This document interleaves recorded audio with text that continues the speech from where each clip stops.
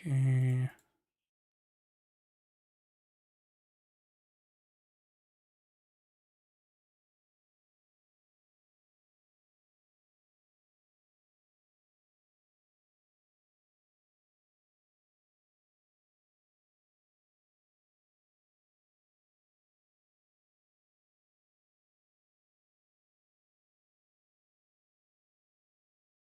What's it doing?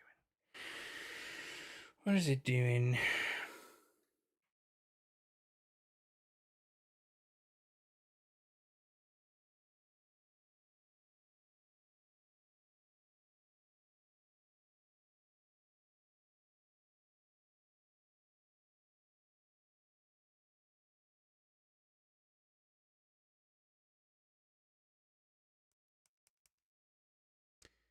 Okay.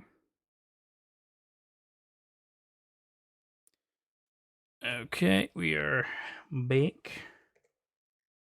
The chat thing hasn't popped back up my Streamlabs, but it looks like we're all okay. Yep, yeah. So Claycat's a no-go because of two different things. Number one, Claycat is hardcore copywriting their stuff.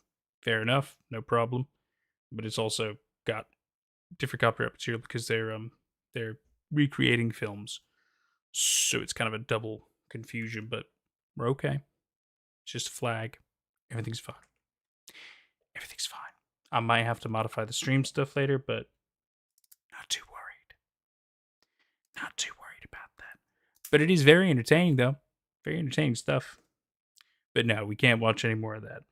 Let's see. You wanted me to react to Agamemnon part. Agamem counterpart.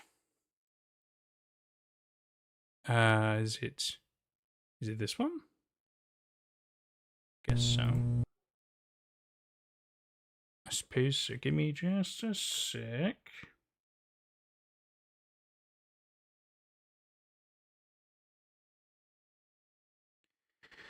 Just a sec, everybody. Just sorting some stuff out in the background. And then I can give it the full attention. At least pop up the chat box. Hang on.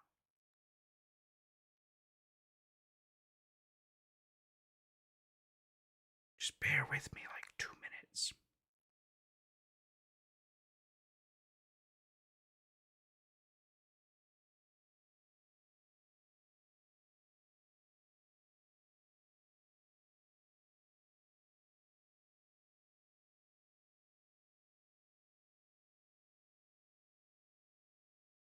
Just making sure the YouTube gods are okay and that we don't have any problems.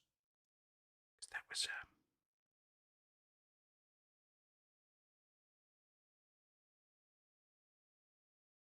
I wish it were a little more obvious. I do. It's not though. Looks like we're gonna be okay. It's just a flag. I think we're gonna be fine. I'm not reading chat at the minute, so just bear with me for like just a sec. Just wrapping up here.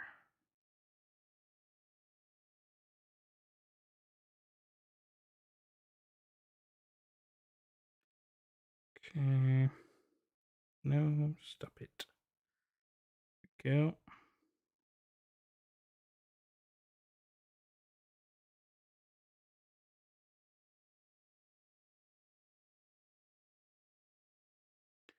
Okay.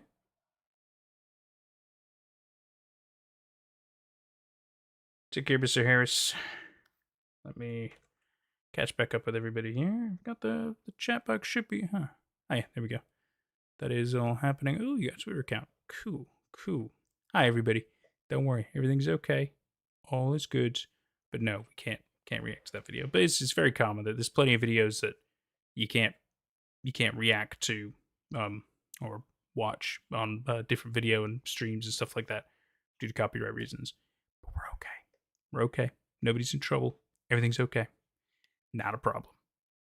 It's not because it was too violent. It's because Claycat themselves they copyrighted their stuff pretty hard and they don't want other people to distribute it.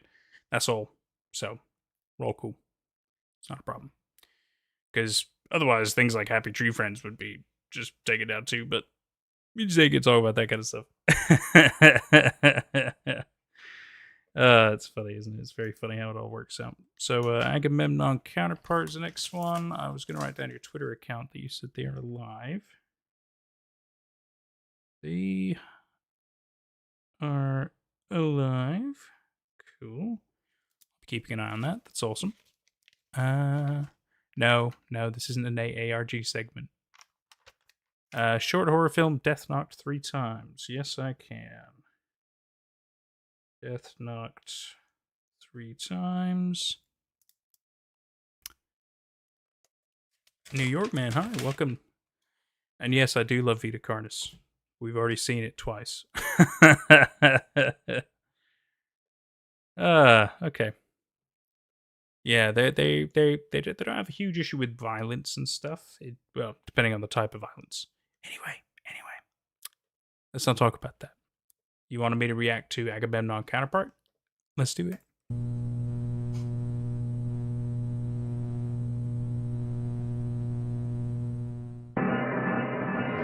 In the year 2571, a video cassette tape was found on a pile of rubble on the ruins of a certain blue planet. Weirdly loud. What you're about to witness will not be the contents of the aforementioned cassette.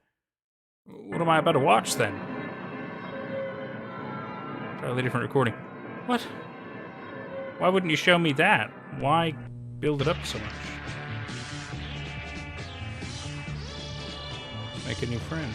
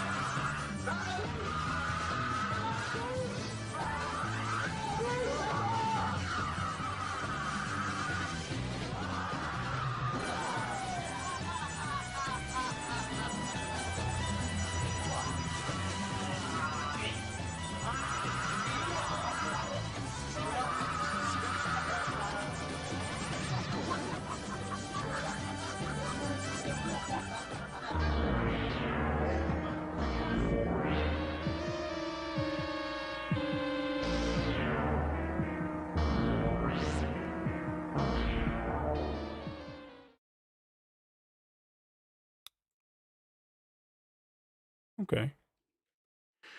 So it immediately makes me think of what is it? The Candle Cove stuff. How it's basically there's crazy audio going on in the background of what looks like a fairly typically safe children's TV show. I don't know the name of that show. I'm pretty sure this show it might be a real show, but I've definitely seen like those characters before. I don't remember what they're called. But yeah, it's just got that same kind of vibe. It's pretty entertaining, pretty creepy, weird, all the same. But you know, I've seen stuff like this, so it's just another form of that. Really, 8 years ago. Yeah, that sounds about right. Sounds about right. Yeah, no, everything's all good. We're all still here. Don't worry, guys. New York man, new to the streams. Well, welcome. Reminds you of the Adult Swim bumper. You know what? Totally know what you mean. Totally know what you mean. Yeah, that is kind of like an Adult Swim bumper. Awesome. There's a Vita Carnis game called Mimic Search. Oh, I was recommended Mimic Search. I was also recommended Oakwood. So those are both on my list to do for the gaming channel. But that's good to know. I didn't know Mimic Search was like a Vita Carnis game. That's awesome. That's awesome. Who spiked Chaos's chips? No spiking. That's just rude. That's just rude. So rude. Shouldn't be doing that kind of thing. Apparently, this was meant for an art contest in 2003, but it was 8 years ago. So maybe 2023 or 2013. Well, not even 2013. This would have been. I don't know. Weird cartoon VHS creepy. Well, that doesn't help. But I definitely could believe it was for an art contest. New Godzilla Animal. We've seen the Ghidorah incident. We've already seen it. Still good though, but we have seen it. Silence is dead. Morse code is fun. It is Dacky. Morse code, and secret messages and stuff. Always awesome. Always fun. Woodlands National Park. Yes, I know they're still making new ones though. We saw a new one, like the newest one, I think, like a week or two ago. Might have been 2 weeks ago. But yeah, it's quite good as that. Quite good as Woodlands National Park. Hold on. Let me see what was next on our list. I've just lost the page. Here we go. Alex Archives. What is Alex Archives?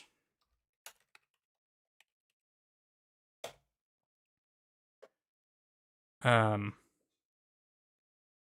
get the feeling it's not meant to be these. Is it Alex Hirsch Archives? Well, that's Gravity Falls, which great show, by the way. Don't think that's what we're talking about either. Somebody talk to me about these. It's Alex Archives. What was this about?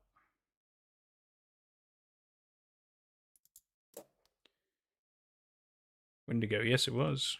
Which analog horror ending with National Park is that?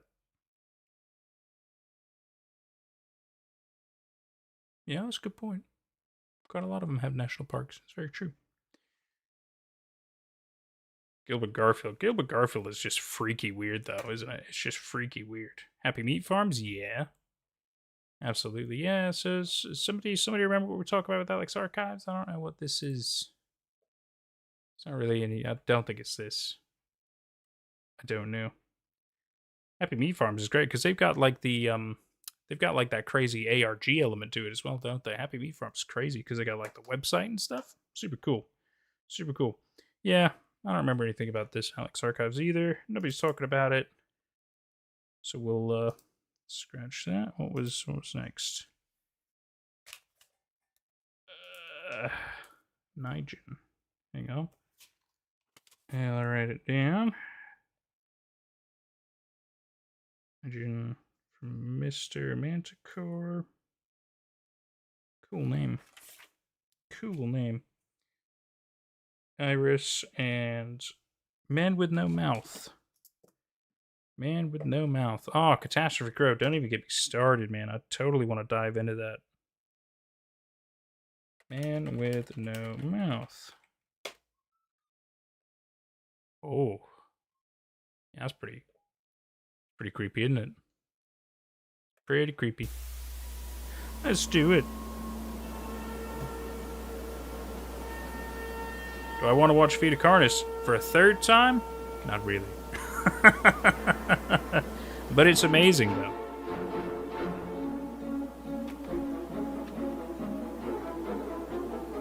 Very appropriate music. I like it. Dad. Oh, Dad. An ordinary night Dad's at the awesome. Green residence. Nathan Barrett. What a guy. And little Timothy was getting ready to begin his maths homework. Oh, yeah, we watched Feet of Carnus twice, my dude. For his birthday. But it's good, though. The only trouble was, Timothy wasn't very good at maths. Now, you want to talk about what made analog horror popular? You got to go back to Marble Hornets. It was far past Timothy's bedtime. Back in the first early days of analog horror. Oh, why is Slender that Man. so hard? What a time. Timothy exclaimed. At that moment, Timothy heard a noise coming from the back garden. Oh. What was that? Timothy looked out of the window to see what made that noise. It was very dark. I could have sworn I heard something from out there. Huh?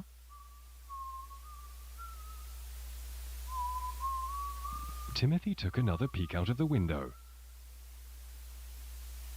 Oh. He definitely saw something this time. A thin, naked figure standing in the middle of the garden. Why does he gotta be naked, It was looking right at little Timothy, and it cocked its head and waved. Who on earth is that? Timothy gasped with affright. He didn't want whoever that was looking into his room. Who was that? Why did they have no clothes on? 100 questions raced through young Timothy's mind. but then he quickly remembered. He still had to finish his maths homework by tomorrow. Not the math homework. I'll get back with you guys in a bit. Let's watch this. 30 divided by 5. Oh.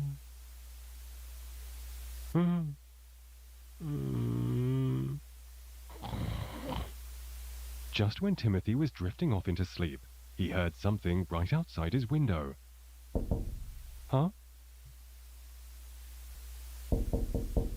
Right outside his window. Timothy knew he shouldn't go and see, but he was a curious little chap.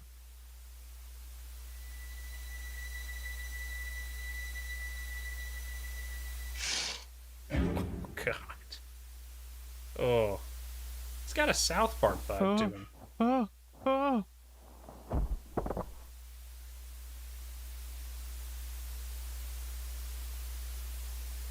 Who on earth are you? What on earth are you? The man at the window stayed completely silent. Where's your mouth?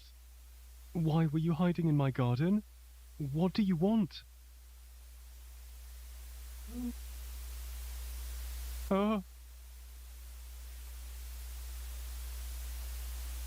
He's telling him the answer. What are you trying to say? That's called cheating. Not really, but... My maths problem? Are you trying to help me with my homework? Well, I see. Timothy slid over to his computer and cautiously pressed the number 6 on his keyboard. What is this? It's so silly. I love it. By gosh, you were right. The answer was indeed 6. How smart you are. Timothy went back over to the window. You're not so scary after all. You just wanted to help me with my homework. Is that right?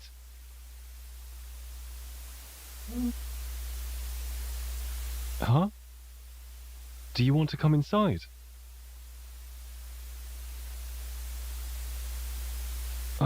I'm not sure. I'm not really supposed to be talking to strangers, let alone let them in my bedroom. I'll tell you what, though, since we're now friends, you can come back tomorrow and help me with tomorrow's questions. The man then slunk off into the night as Timothy went to bed.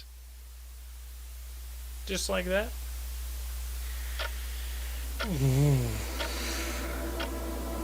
That's just... It's just horrifying, isn't it? So... Why didn't you close your curtains, kid? Oh my goodness. You're just gonna watch him sleep now? That's so creepy. Why is he naked?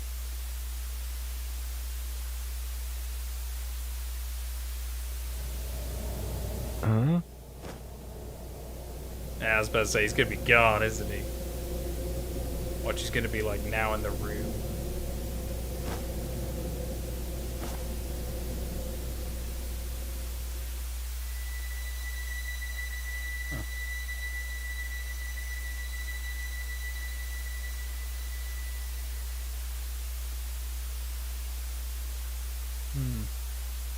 The next evening, Timothy went up to his room to get started on his new maths homework.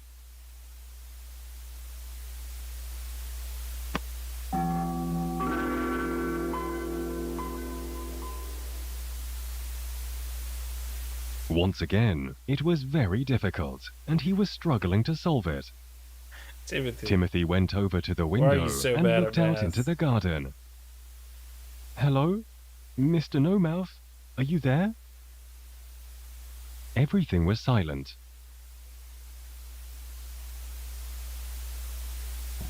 Oh, I guess I'll have to solve this one myself then. At that moment, Timothy heard a familiar whistling coming from outside. Help him out, chat. 42. Good answer. Good answer. Secret of the universe. His new friend was back. Timothy was very relieved.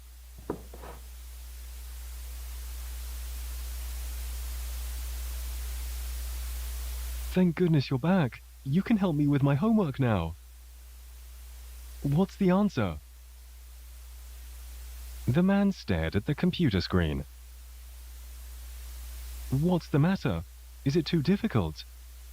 Well, come and take a closer look.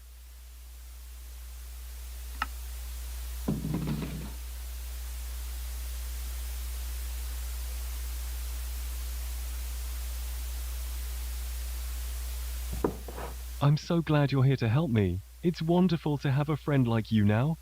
By the way, I was wondering, how do you whistle when you have no mouth?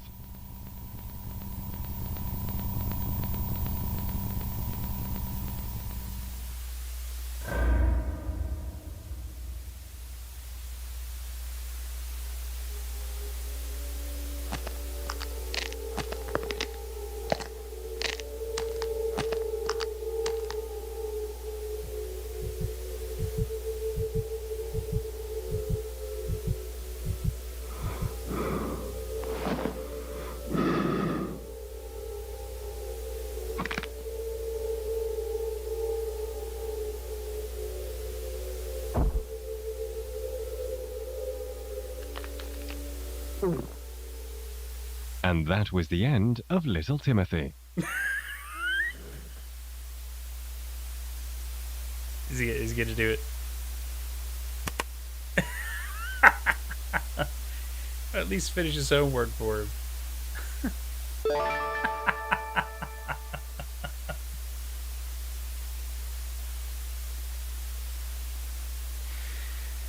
Oh god, that's great.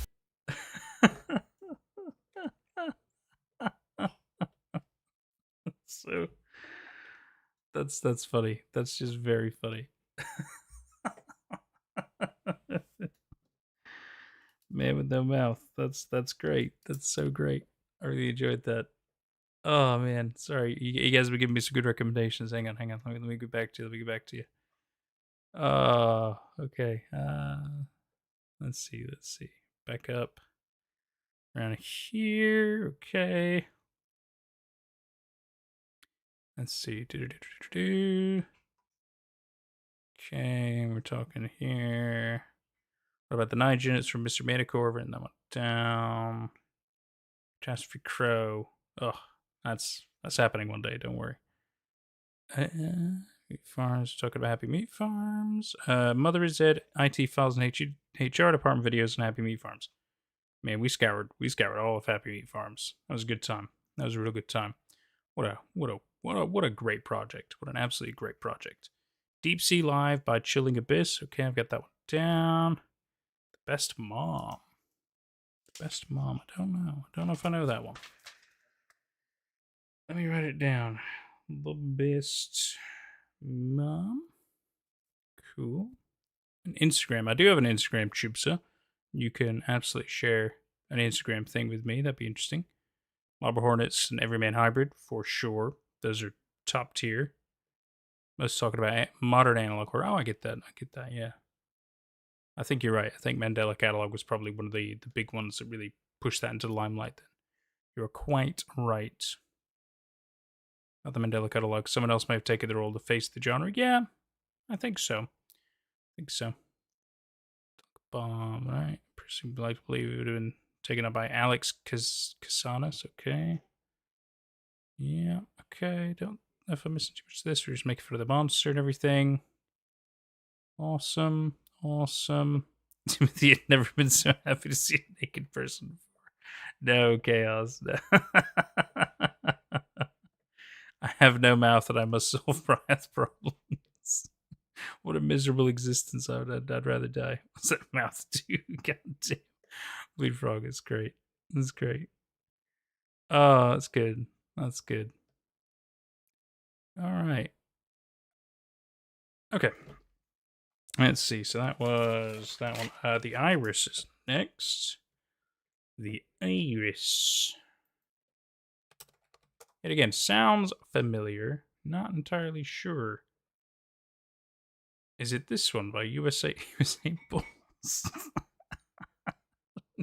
What a name. Oh, is it part of the Gemini stuff? Or is this a different Irish thing?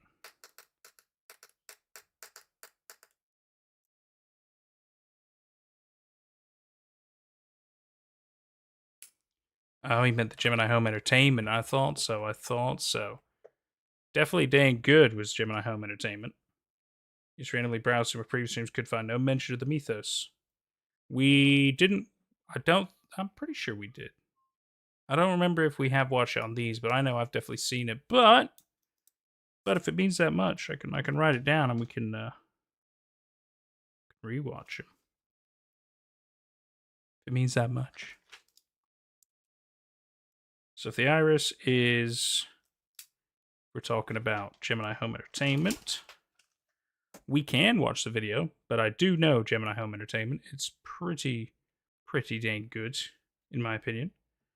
But we could do a bit of that. Well, any of the Vintage 8 series be coming up? Well, those are full-on dedications, you know what I mean?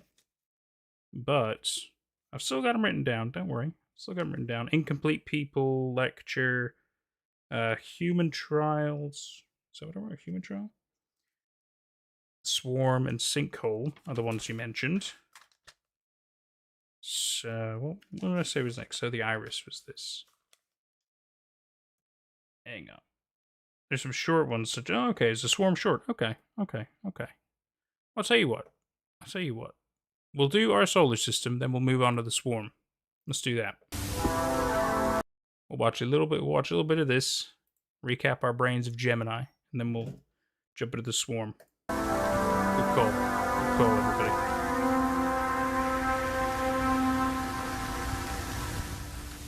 Yeah, I mean, Tangi Virus is good, but yet again, it's long. You know what I mean? There's a fair bit to it. We want to kind of scope a lot of things, unless we all commit to watching one specific thing. But it's, you know, it's a community decision.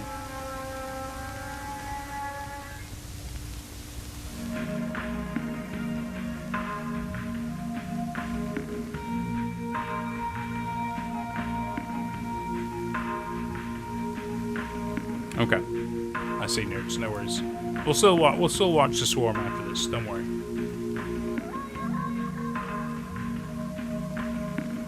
The sun. That of Earth would be a barren rock. Mercury is one of the smallest planets in our solar system. Mercury is also the hottest because it's close to the sun. It's perilously close to the sun and only takes 87 days to orbit around it.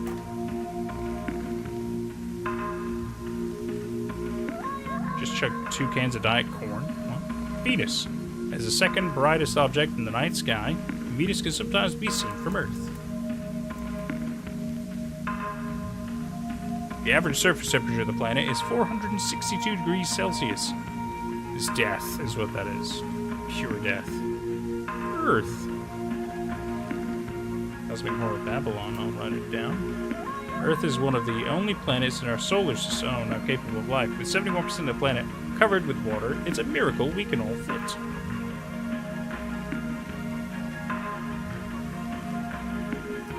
Shin Plays Productions, bonjour.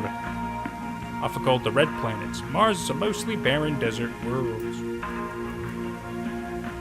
Pieces of Mars have fallen to Earth in the form of meteorites. Jupiter is a gas giant. Jupiter has no solid surface, which makes it impossible to stand on. It's true, giant gas giant. A large spot of the planet is known as the Great Red Spot. It is not an eye. It just makes you wonder, why would they say that? Although mostly a gas giant, there may be a large solid core deep inside the planet. This planet's prominent rings are quite a sight to behold. They are the gateway. Yeah, just a big old crazy asteroid belt is what it is. Uranus. This planet is classified as an ice giant and is the coldest planet in our solar system. Unlike most planets, Uranus rotates on its side. Neptune. Large storm rages in the planet called the Great Dark Spot. It is the lens. Neptune has been mutated.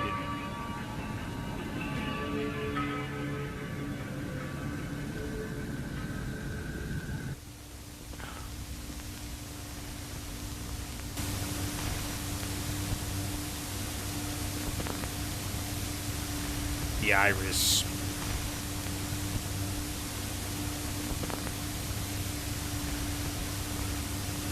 It is with us now.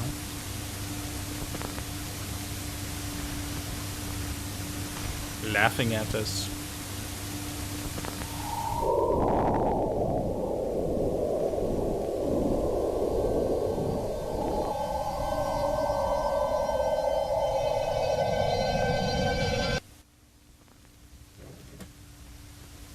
Behold.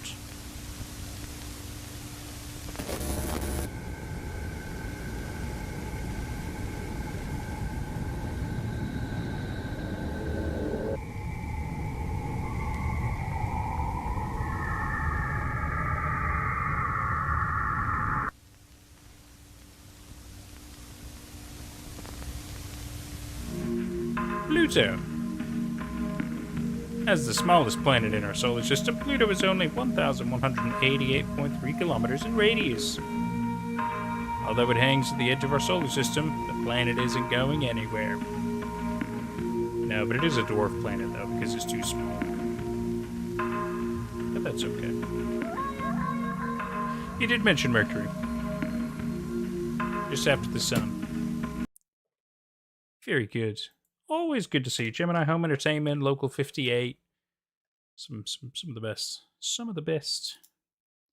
Right, we said The Swarm by Vintage Eats is next. Let's do it. I'll tell you what, actually, because it's 23 minutes, I will grab a drink. I've got water, but I want something else.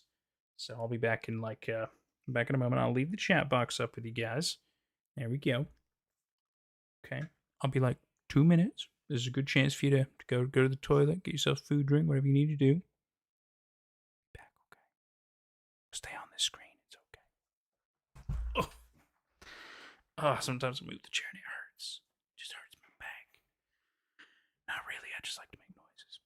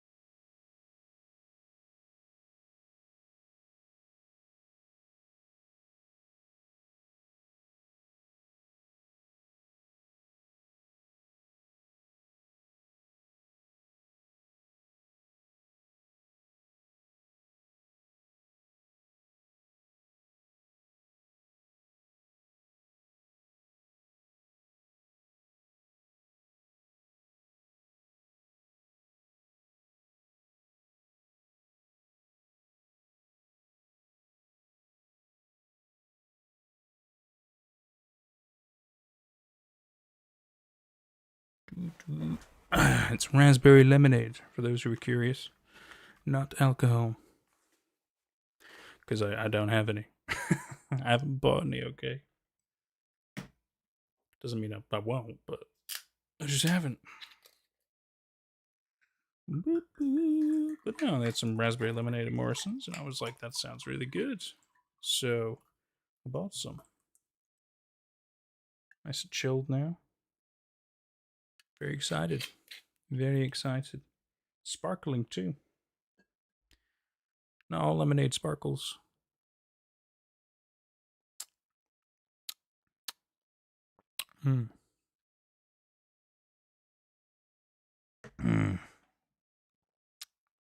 Oh, that's hitting the spot. It's so cold now. Oh, that's so good.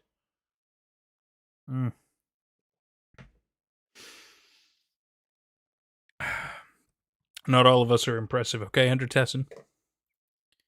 But you know, it'd be cool to make some.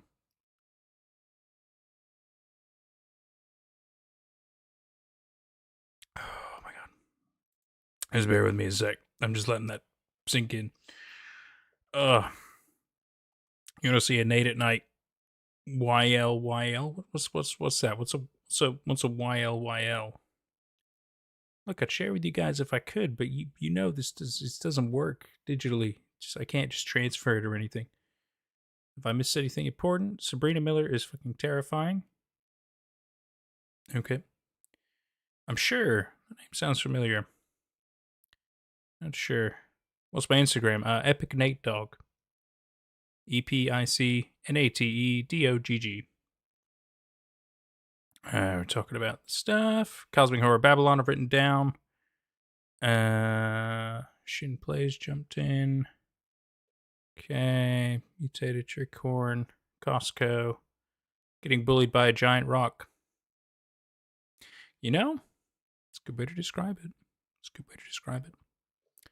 Okay, and then we're getting stuff. Cool. Nice taste. Vintage Age should collab with the Monument Mythos guys. That would be cool. That would be kind of cool, actually. Because Vintage Age has been doing a lot of stuff these days. Really have. And Nate drinking ASMR? No. Oh, you laugh, you lose. Oh. I'd be tempted to do something like that sometime. Yeah. Sparkling water, lemon juice, raspberry syrup. Syrup is just water, sugar, and raspberries. Sabrina Miller is crazy, but her brother is hot. Well, I wouldn't know. But, Oddity Compendium. Oh, another one to write down. Awesome. Awesome. Oddity Compendium.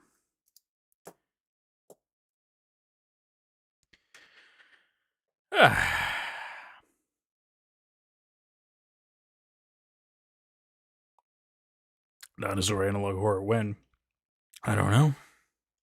I'm not making one. Alright, is everybody comfy? Is everybody situated? Are we ready for the swarm? Ooh. Another one by Vintage 8. Says the Homelander fan. Yeah, you're the Homelander fan. I like Anthony Starr. I think his acting is tremendous as Homelander, but I think Homelander is bad. All right, and he's a bad man. He's a real bad man. But for real though, he's getting worse all the time. But it's good though. It really makes that story so awesome. Just watching this amazing hero really go off the rails is so cool. Short horror film SCP-2316 by Ryan LeShock. Sounds... Is that the bodies in the water one? Because if so, we've seen that one, but it was a good one. It's a really good one. I've written it down just in case it's not.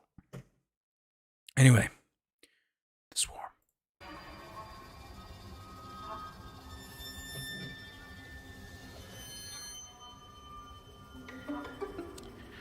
Yes, Chipsa. Oh, and by the way, he still lasered his bits off anyway. Following video is a collection of news segments, radio broadcasts, as well as other media from early 2001 to 2008, documenting what has become locally known as the North Tangi Swarm. Okay.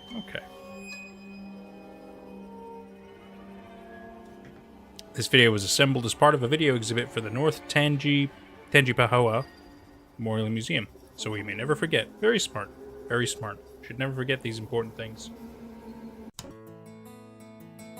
Oh, God. I'm sorry, it's just so refreshing.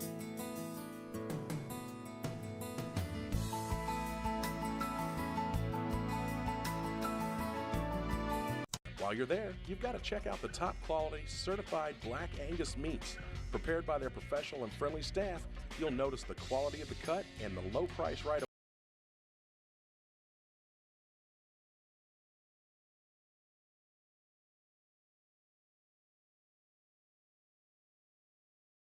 at the Burger Shack.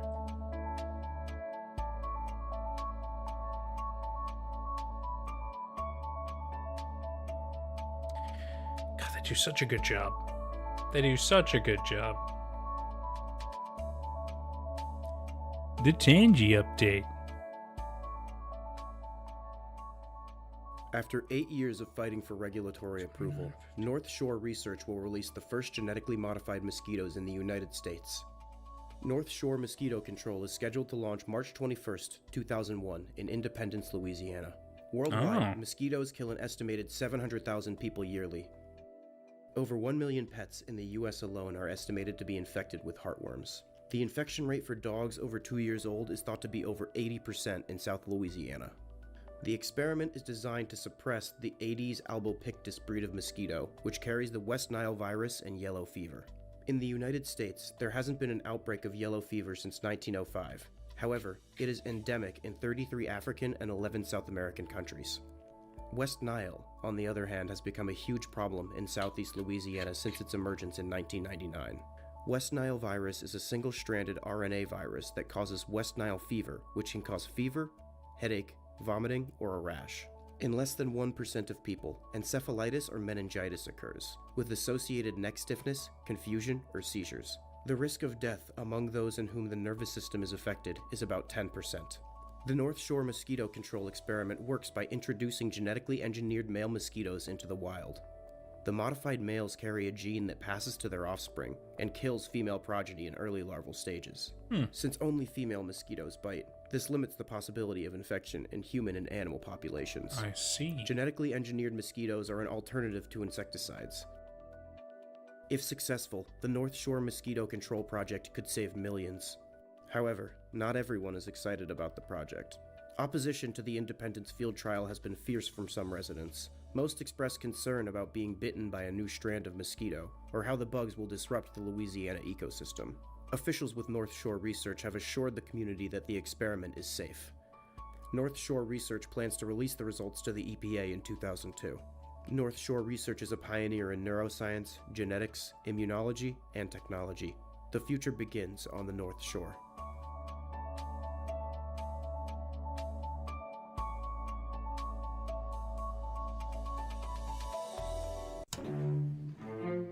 Tell me what I want to know, Joey. I ain't saying nothing. Oh, yeah? Just eating Doritos in the back. You talk.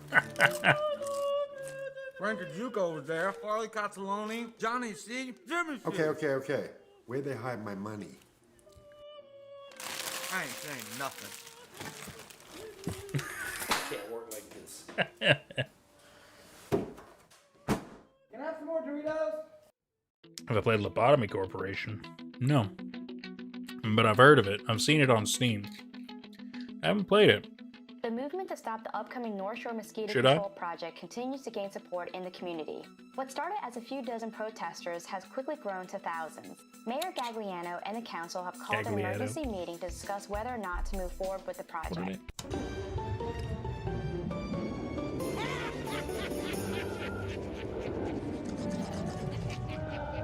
No baby live video.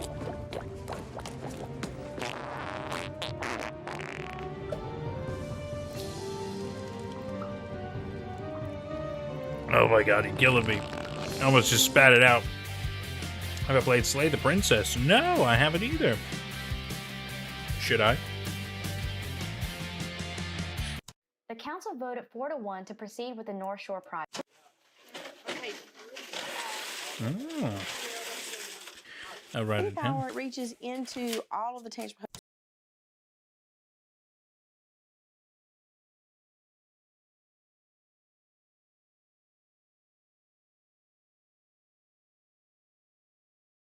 Good hanging out with you, bud. The itch. Don't know.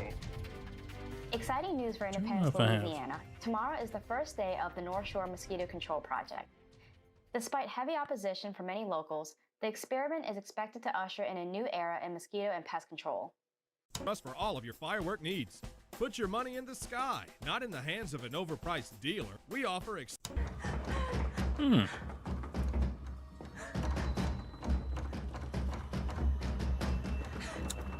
The Itches by Vintage A. Interesting. No, I don't think I've seen it then. I've written it down.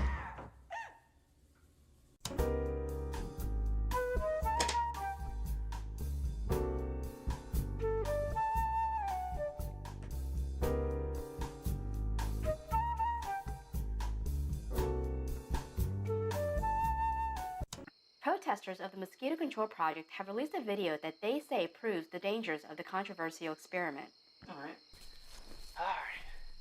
I'm going to investigate one of those North Shore mosquito boxes. I want to get... It just sounds like it's more dedicated watching. But that's something we can do, you know? We can have a dedicated stream where we can fully watch something. This irresponsible and we can absolutely do that. Experiment.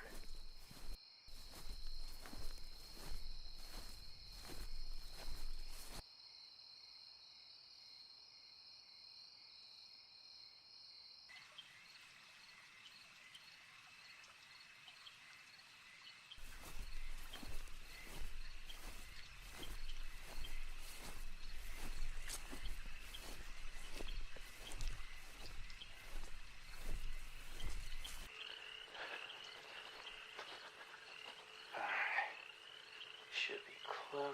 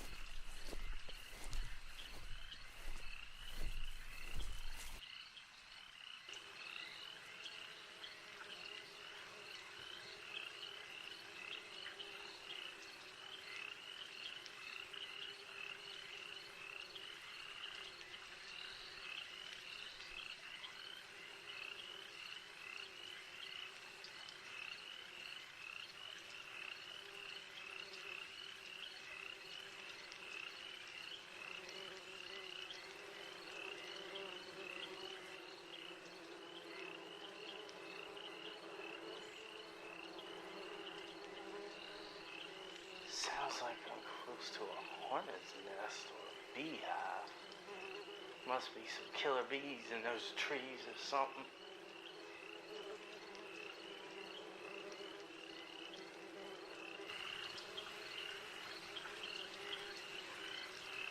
More recommendations to Dr. Bosch. Yeah, we'll definitely have to come back to it.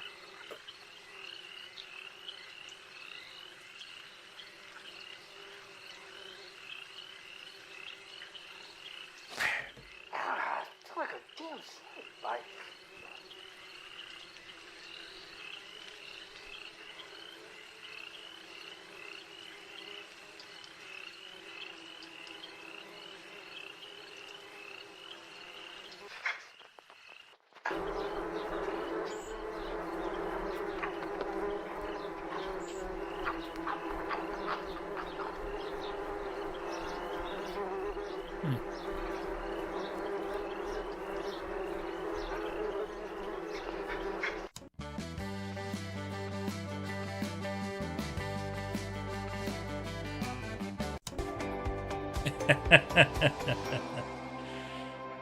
Oh, God. North Shore Research has issued a statement refuting the protesters' video. They maintain that the public does not need to fear the Mosquito Control Project.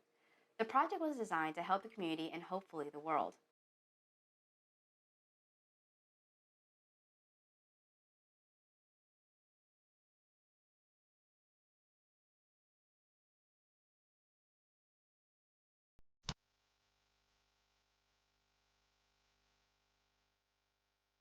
Titty baby, welcome.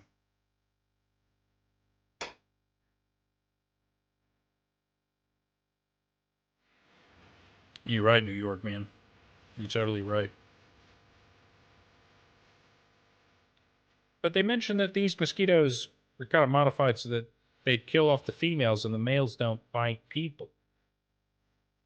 So these would be like, either that's not entirely true, or these male mosquitoes have mutated in such a way that they can do more than bite people, it seems. Huh. Deadly failure. Very interesting. Independence to be evacuated. Well, across the north side of Paris, okay?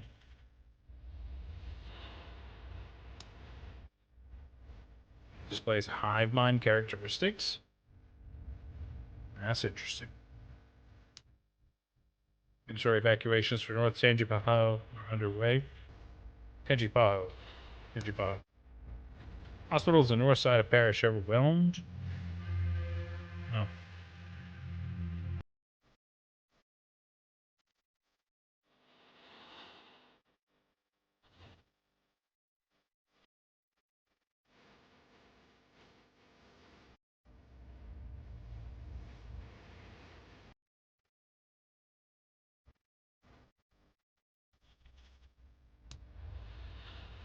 Bites from insect can cause severe infection. Holy cow. That's pretty nuts.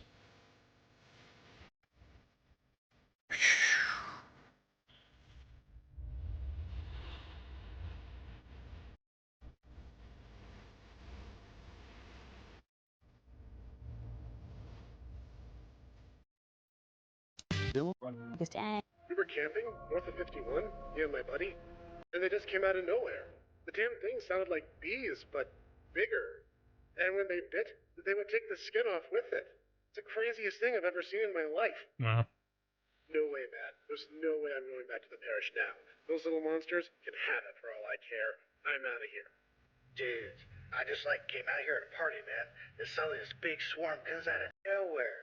It ate everything up, like that wave I caught in Santa Monica last year. Shoulda. Mate, I was wrong. I've seen a bloke get bit clean in half by a croc back home, but nothing like this. It was so loud. Even in the car, they went for his eyes and mouth. I prefer the croc, honestly. The fifth trumpet sounds. The end of days are at hand. For as the Lord wrote in the book of Revelations, out of the smoke locusts came upon the earth, and upon them was given power as the scorpions of the earth have power. And it was commanded them that they should not harm the grass nor any green thing, but only those men who have not the seal of God on their foreheads.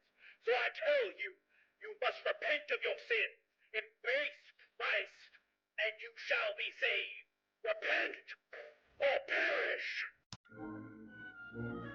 Case across some pet shop. Guess we're like super dark to just let's forget about all that. Look at these adorable ads we have. Hello. Diane. Yes. Tomorrow night. That would be just perfect. Doing? Oh, I was just having someone over for dinner.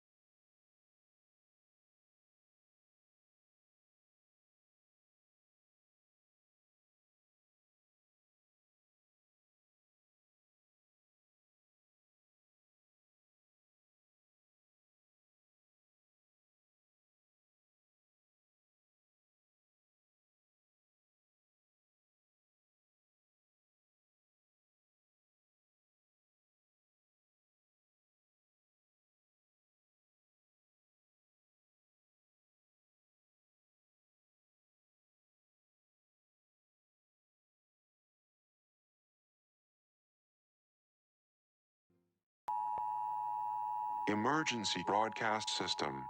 7 p.m. to 6:30 a.m. curfew imposed for North Tangipahoa Parish. This is for your safety. Immediately get indoors. Please turn off all lights. Please turn off your television. Cover your windows. Emergency services will not be available during curfew. If a swarm enters your home, wrap yourself in as many blankets as possible. This is for your safety. Protect yourself from the swarm. You are safe in the dark. It's true, bugs who like the light. Very true.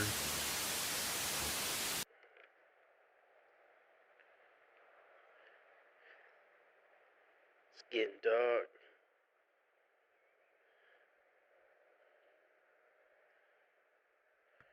I told you those bastards at North Shore weren't any good. Even though it's daytime, we stay out of the woods. I've heard a few people have gotten eaten up trying to get through the woods. Best not disturb them, you know. I got my family out. I stayed behind to show people what we were dealing with here.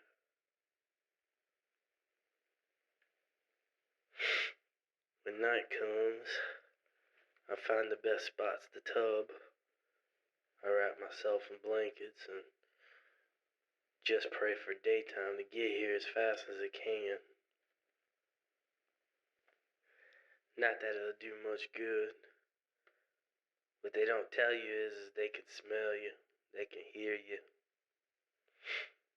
They want you, they gonna get you. Alright, well, it's about that time. Time to turn out the lights and pray for daylight. Wish me luck. I'm wrapped up in the covers. Can't sleep. Who the hell wants to wake up with something eating on you? It's fair. I'd rather see it coming. I'm gonna try to keep sending tapes out. Let people know what we're dealing with here. I know the government's doing the best they can. They're trying to get us out as fast as they can, but it's just too many of us. And they gotta be careful too. I mean, they don't want to get eaten up either. They got families too.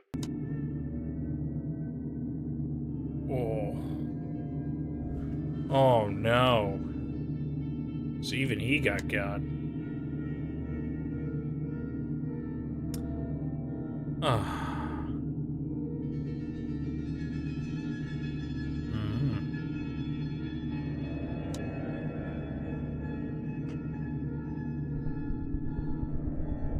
North Shore negligence, oh no.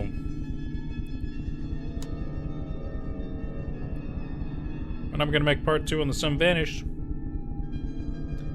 Soon.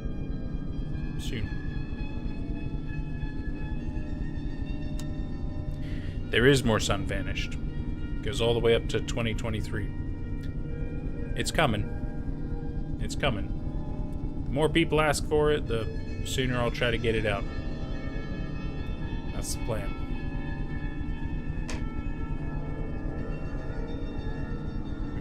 Missing important lore. According to the recent reports regarding adapting GATE to mosquito control, the virus has been found not to pose any serious threat to humankind. Its ability to attack the central nervous system has been successfully repurposed to specifically kill the female progeny of the Aedes, albopictus, in an impressive 99% success rate. Although the DNA makeup of the new mosquito does present some safeguards, I want to caution optimism at North Shore's position on GATE was originally for military use, specifically behavior modification. I see. As incredible as this new breakthrough is, I believe the decision to release GATE on an unsuspecting public in an uncontrolled setting is immoral and questionable at best. Ooh, yeah, so it was not fully designed the way it was supposed to be. In addition, I feel it is imperative to point out the obvious. Advanced Tangipahoa encephalitis was only discovered a little over a decade ago. The documented cases of infection were quite horrific. If this fact was known publicly, the political fallout would be catastrophic. I may be in the minority, but I'm going to be imploring the board to postpone field tests, as there is quite a lot we don't understand about this potentially lethal virus. But they did it anyway. 1% failure rate, yeah. And, yeah, you know, it probably did what it was supposed to do when it came to killing females. It's just all the other stuff they weren't aware of.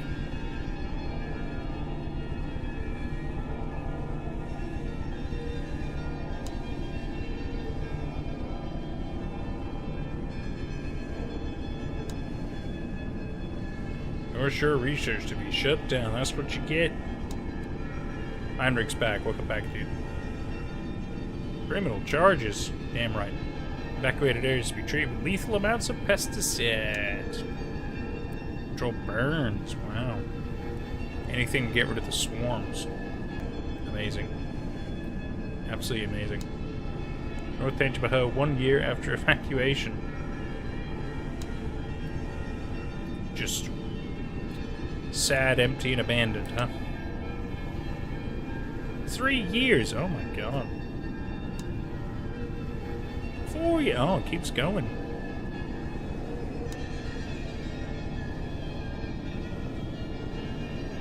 The vegetation is growing back over. Storm still poses a danger 5 years later. That's all. It's crazy. Sack of fancy glitter. Welcome. Welcome, my friend. This is the Swarm from Vintage 8. We're almost at the end of it, sadly. I'm sure people can catch you up, though. Mutated mosquitoes is the moral of the story here. Completely destroying a community. No, it's not real, don't worry.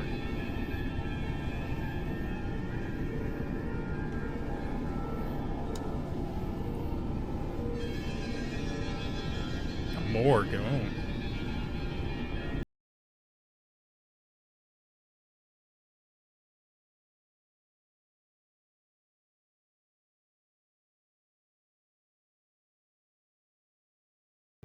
I have not, though. It's pretty dang good. Pretty dang good. News update. Residents of Independence and North Tangi celebrate returning to their homes they get to come after back. evacuating the area 7 years ago. However, Sees their assets despite in the research. festivities, many former residents have claimed that they will not be returning from fear that the genetically altered mosquitoes have not been completely eradicated. Many are concerned that the north side of the parish will never return to what it was prior to 2001.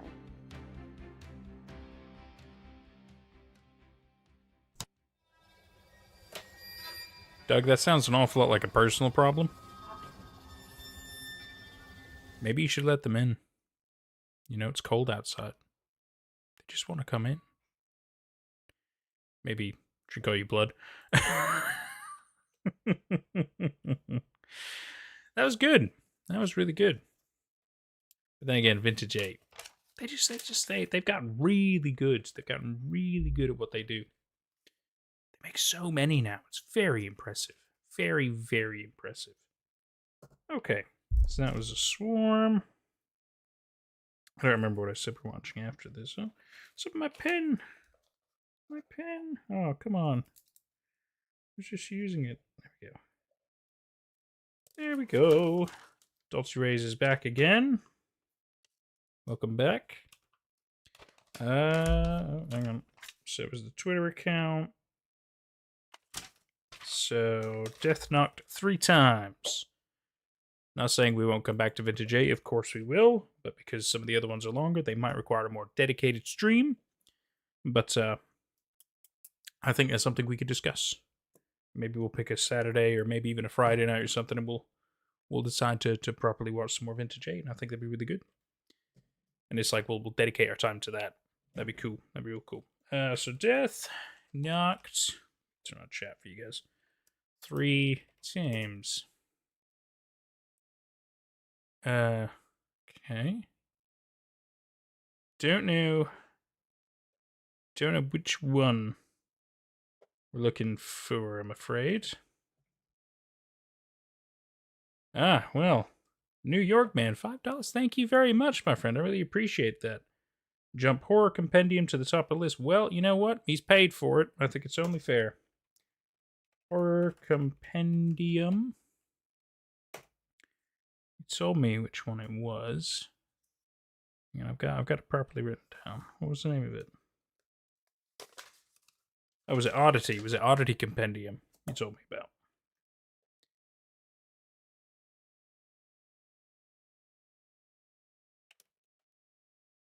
Adding short horror. Maybe. Could be. Don't. Because I think you told me Odyssey Compendium. I think that was it. Ah, was that the one? Is this what we're looking for? Oh, about Dr. Nowhere. Okay, gotcha. Dr. Nowhere Horror Compendium. Ah, there we go. Oddity Compendium. That's it. We found it. All right.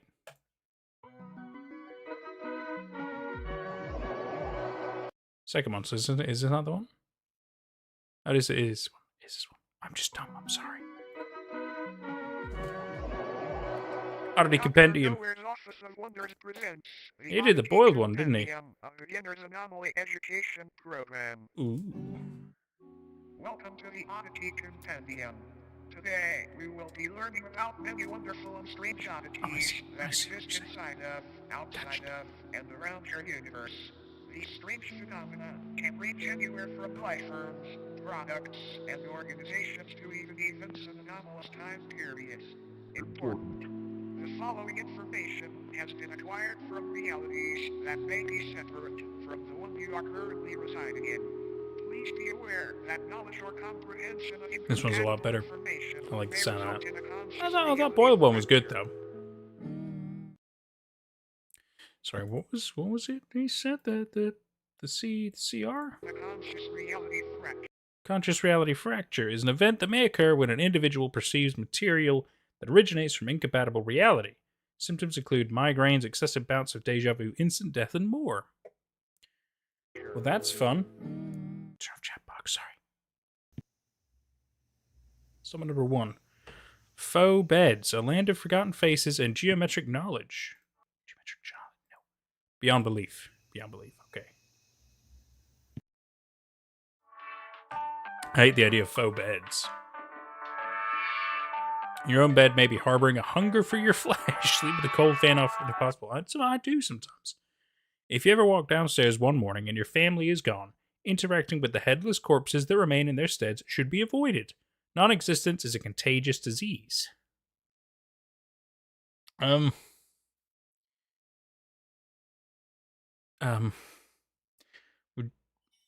Should you interact with headless corpses anyway?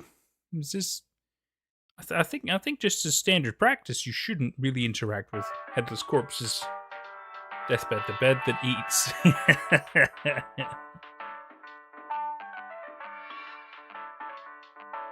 If you're out in the middle of nowhere and you get a rush of brilliant ideas, turn back immediately.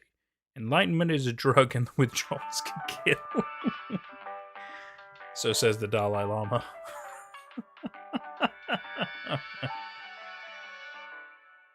Okay. Flesh beds. It's a parasite. Flesh beds or mattress folk are a species of parasitic subhuman that highly resemble bedding mattresses. Do they really? The body of a dormant flesh bed appears identical to a standard mattress. However, slicing the thin sheet-like skin reveals many soft organs, limb-like appendages, and a humanoid head which hides beneath the skin. They were first discovered in the late 1960s when a mattress company was surveying excess storage. Upon finding many seemingly pristine mattresses that had not been sold, they gave them away to thrift shops and people in need.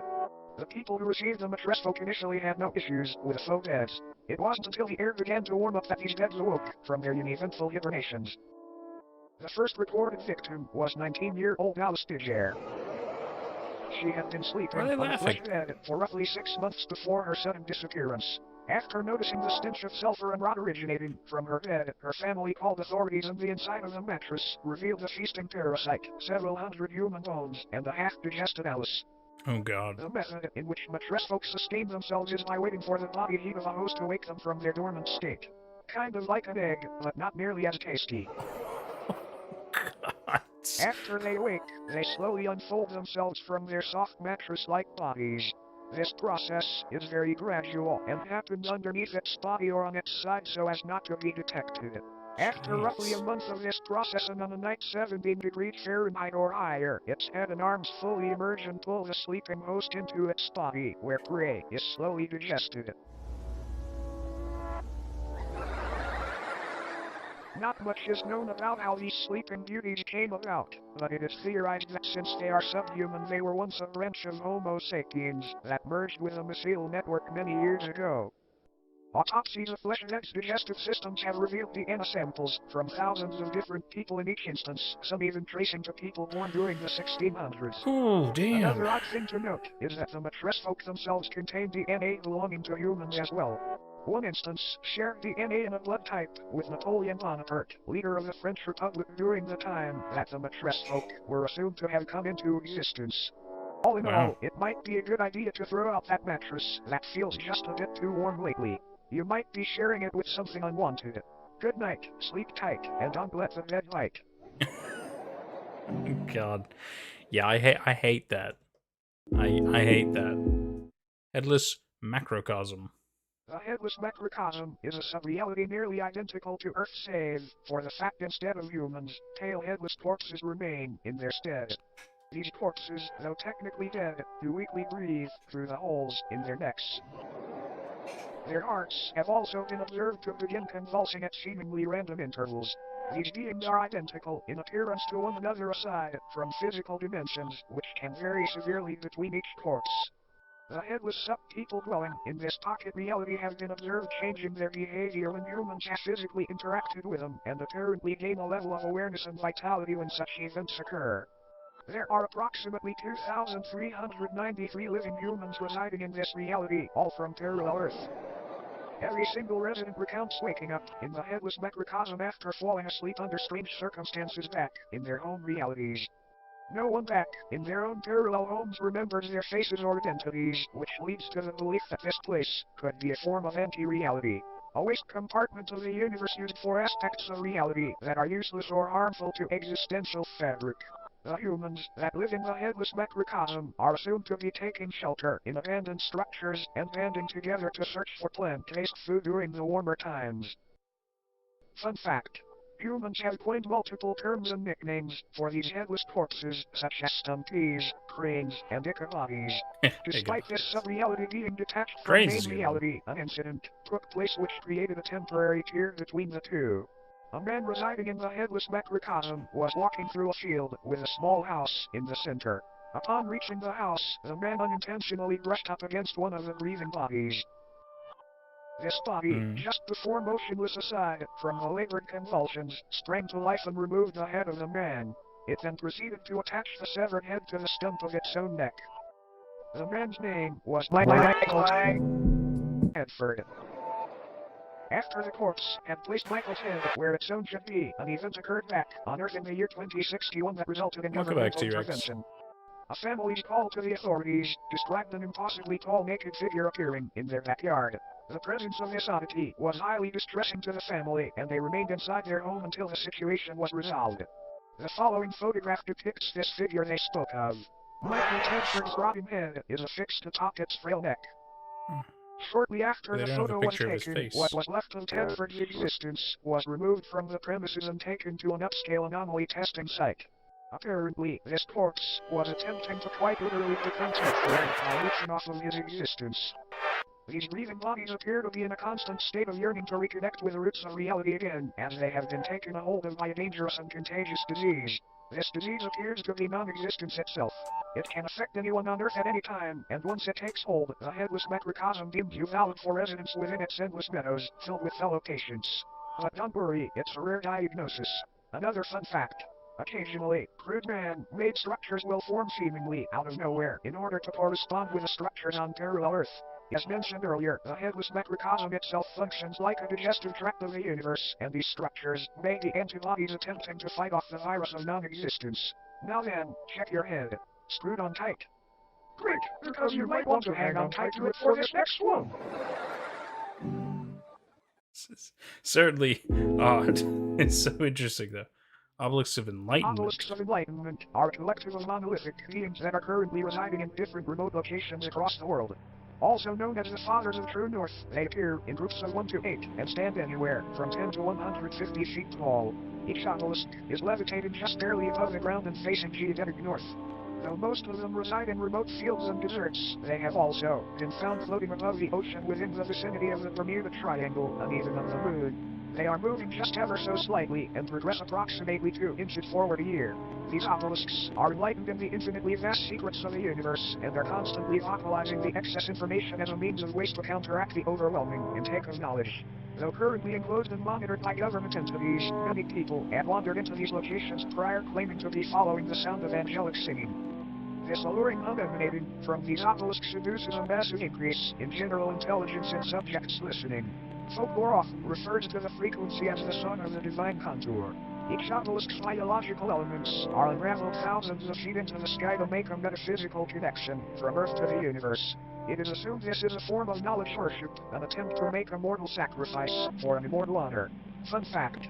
These organs are confirmed to be those of the humans and other biological matter that were absorbed after enlightenment. Upon perceiving the words spoken by the obelisks or entering into close proximity with them, the human brain either spontaneously expands and combusts or receives an ability to comprehend the sacred information. Talk about being open-minded. Whenever a subject is able to comprehend this knowledge, they are biologically absorbed into the obelisk, becoming wholly unified with the being. It is not entirely understood how these anomalies were brought into existence, but they seem to be tears in the fabric of reality akin to black holes. Many speculate that these rifts were opened by ancient giants who were dissatisfied with a lack of Earth's knowledge. Many unnaturally large humanoid skeletons have been found underground adjacent to obelisk sites, further supporting this idea. When the obelisks made their debut on Earth, they aided in the construction of the pyramids of Giza by bestowing digestible levels of sacred knowledge onto Egyptian pharaoh Khufu after he was lured into the desert by their beckoning chords. This knowledge would help Khufu rationalize a possible blueprint and method for building these grand tombs, and they were made into the shapes of pyramids as a tribute to the divine structures. All in all, these obelisks may seem malevolent, but it's important to remember that no physical pain could ever outweigh the agony of infinite knowledge.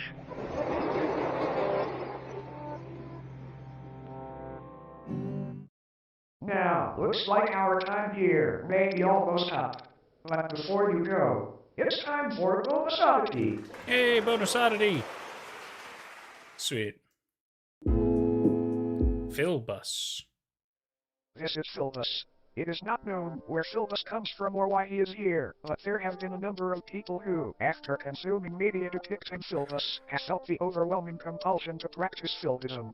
Philbism is a political and somewhat religious ideology which centers around a belief that building/consuming chairs and other wooden furniture is honoring Philbus' great sacrifice. It is not clear what this sacrifice is or what it refers to. Attributes and practices of Philbism include learning to build chairs, learning to properly digest chairs, promoting/discussing chair consumption on obscure internet forums, praising the fictional political candidate known as Philbus, who is said to advocate for making furniture consumption a socially accepted and widespread practice. There are so many wonderful things about Philbism. Consume the body of Philbus and become one with many others today. It's a great decision. Just eat your share to get started. Any mention of Philbism and elaboration on the subject will eventually result in it becoming a sponsorship or advertisement of sorts. We have no idea how to avoid this, sorry. All Philbists will deny the existence of Philbism when directly questioned about it. This video was not in any way sponsored by Philbism. This is for educational purposes only. Philbism does not even exist. You can sign up for Philbism certification here. Consume the body of Philbus today. If you're sure, would you look at the clock? It's just about time for us to part ways. A brief cleansing process will now commence. Oh, this okay. auditory procedure will ensure you do not come away from this with any ailments from beyond contracted during your viewing experience. Awesome. Please close your eyes and do not open them until told to do so. Okay.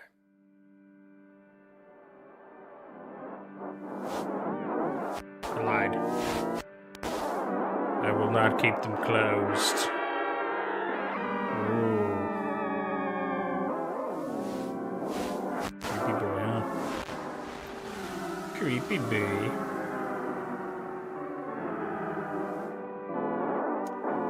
just have a sudden hankering to eat a chair.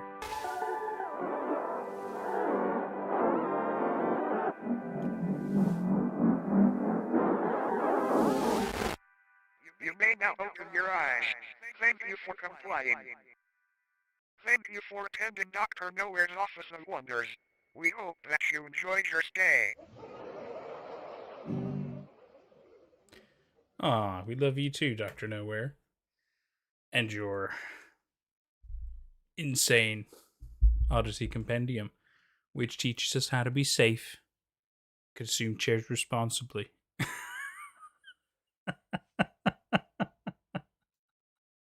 That was pretty good, man. That was pretty good. I gotta say, what an interesting little premise. The idea of how it's like it kind of teaches you certain things. Got some very interesting oddities though. Like the flesh bed. I think that for me, that's just a big old no. The idea of like you can't even trust your own bed. That's bad. The headless corpse boys. Oh my goodness. And then if you bump into them or anything at all, they just like rip off your heads and try to become you. It's oh my goodness. Somebody even say they're on That's so bad. I'm happy to have learned how to digest a chair. We've learned a lot today, haven't we? We've learned a lot today. Need to look up my clucking pet dinosaur sentience. Let's see it a bit under tested. Oh man, that was quite. It's quite something. That's quite something. Well. That was good. It's good to see Dr. Nowhere still doing some really interesting things. Because I mean, it's some of his other work is quite good too as well. But I like the fact this is quite new. 21 hours ago. Yeah, this is like real new. That's awesome. Just shoot the bed to see if it's one of them. That's an idea. Just see if your bed bleeds, right? Because if it's got organs, it must bleed. Anyway, so death knocked 3 times. Short horror. I believe this is the one. I think. Maybe somebody will tell me. I'm not entirely sure. But I'm going to say it's that one. 3 years ago. 46 views, really? Not a lot to it, is there?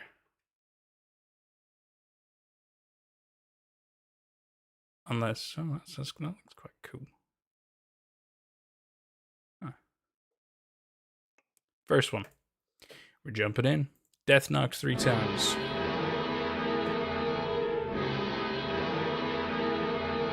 Bagman. He's the Bagman. Armed robber.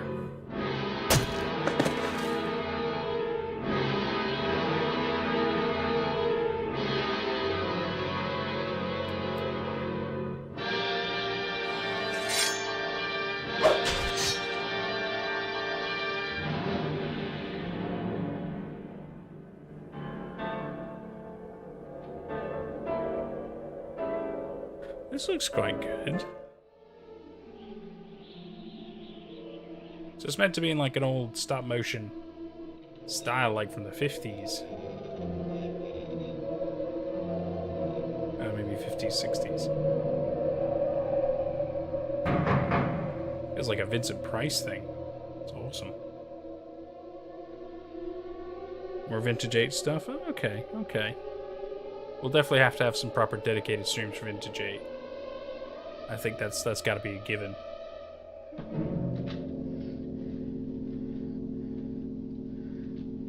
Because, yeah, they make some good stuff, but it's good that they're long, because it really does mean we could dedicate a proper stream time to just watching some Vintage 8 stuff. I think that'd be a really good idea.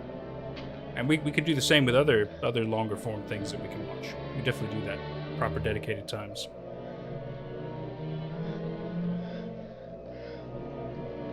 The hand moving.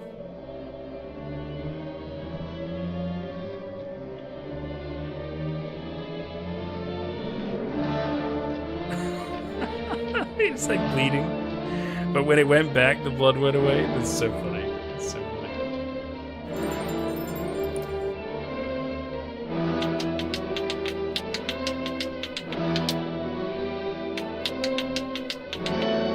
making noises.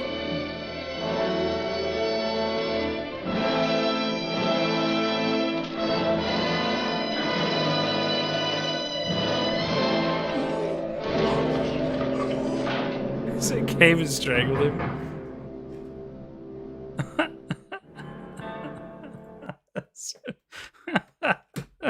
So silly. That's so silly. That was good though. That was good. Can't believe this has only got what? It's only got 46 views? Oh, that's a shame, man.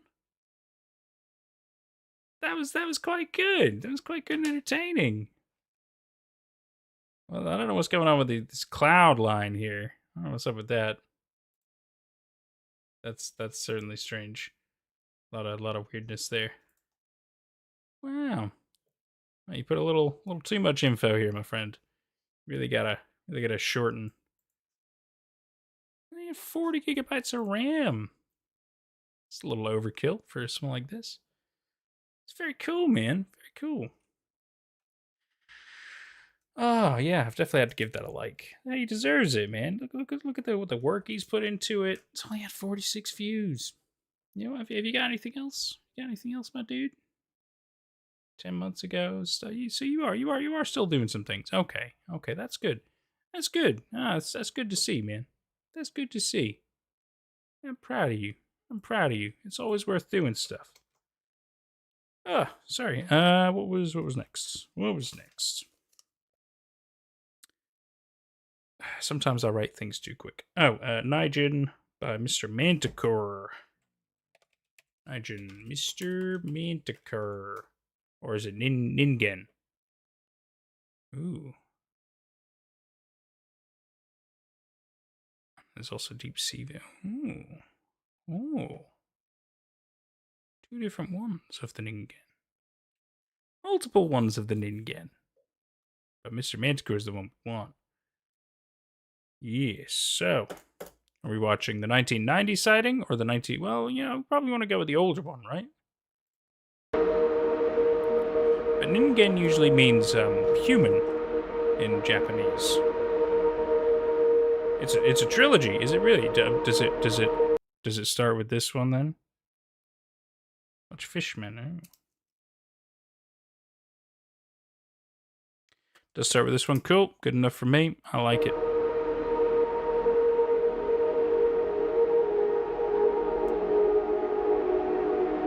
Japanese Office for Human Studies. I only know Ningen is human in Japanese because of Death Note, by the way.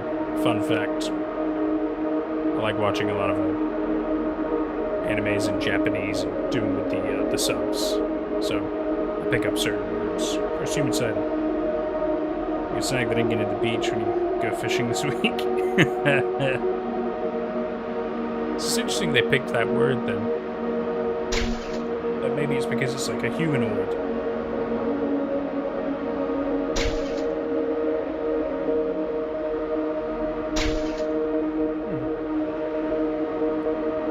You only know it because of dog Ningen?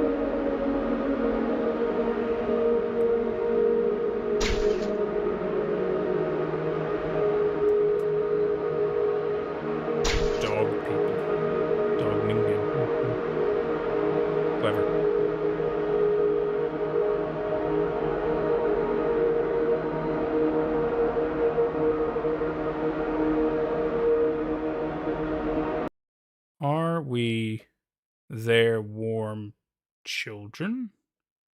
But then in red it says hell is real and it's cold. Interesting. Very clever with the double. Very clever with that. I like that. Two messages in one space with different colors. That's really clever.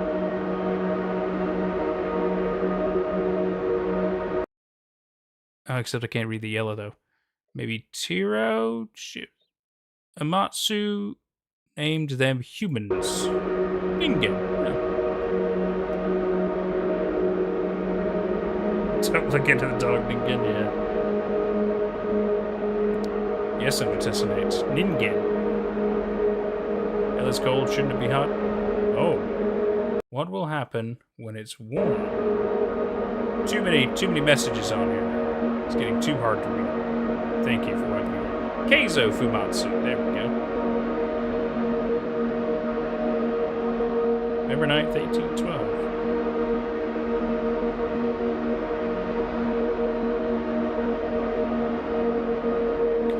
Wonder why he named them humans.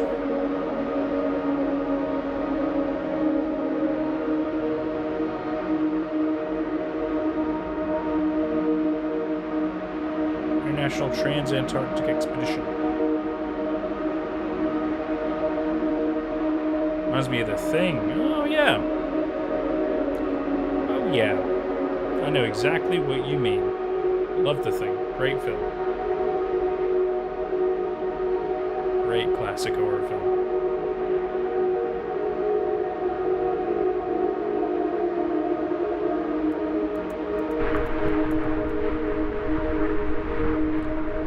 Oh, his son. I went outside to feed the dogs. Reading the journal. Oh. It wasn't bad at first. Only negative 25 degrees Fahrenheit. And when I left the tent, I was happy. Happy about just how close we were to our destination. After 3,725 miles, we were just 16 miles from the Soviet base. But these dogs needed my utmost attention now.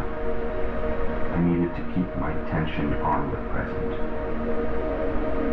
When I finished feeding the dogs, I turned back to the camp. But it wasn't there. It's a good idea, New York man. The dogs behind me disappeared. Really funny story. I've already done it. A blizzard had arrived, and I was blinded by white from all sides.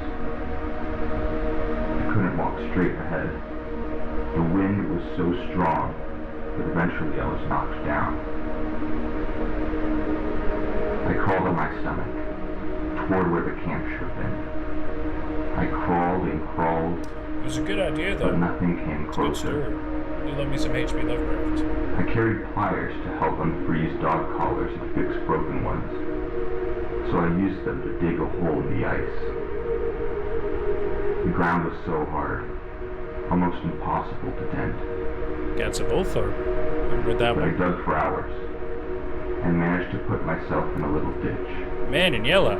You're talking about the King in Yellow. Kept the wind away.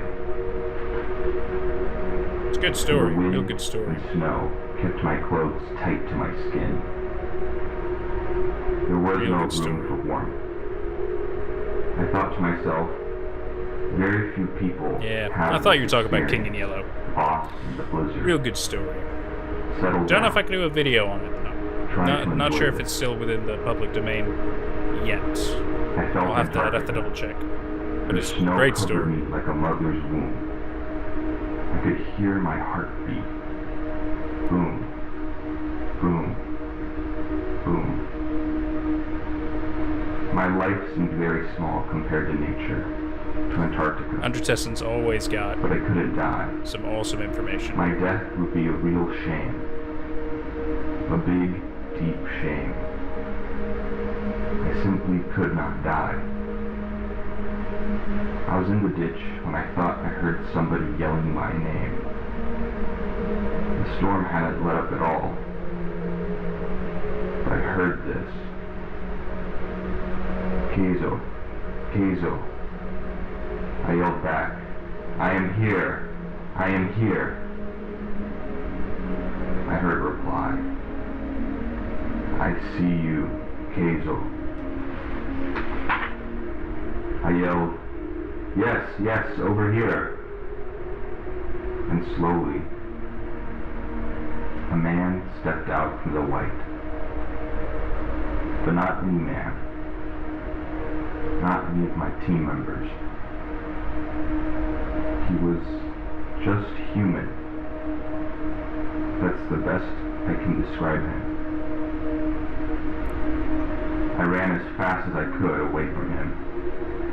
And then I saw Will, our team leader, almost immediately. If Will had been my imagination, I would have been lost again. Then I would have surely died. It made me very happy to see my friends looking for me in the blizzard. I felt their love. Everybody was crying. Yes, I cried too.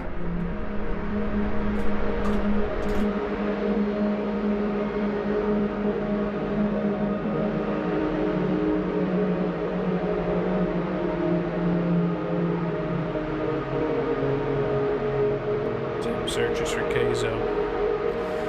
We've only done 2 videos of Project Britannica, but we will continue. We'll probably start planning more dedicated streams for like specific things. I think it's a good idea. It's a really good idea. Keizo is seen. Keizo is rescued. Oh, thank goodness. Yeah, he certainly had a bad time out there.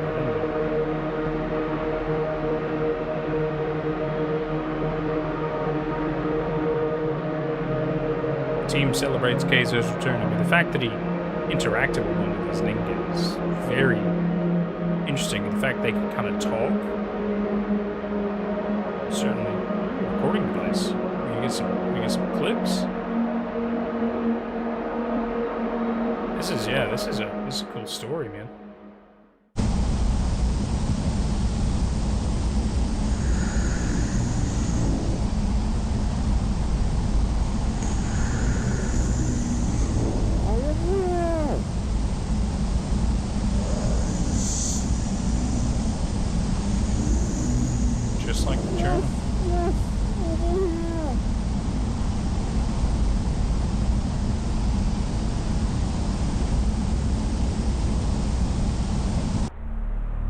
6 men from 6 different countries and their 42 sled dogs completed the first ever dog sled crossing of the Antarctic continent.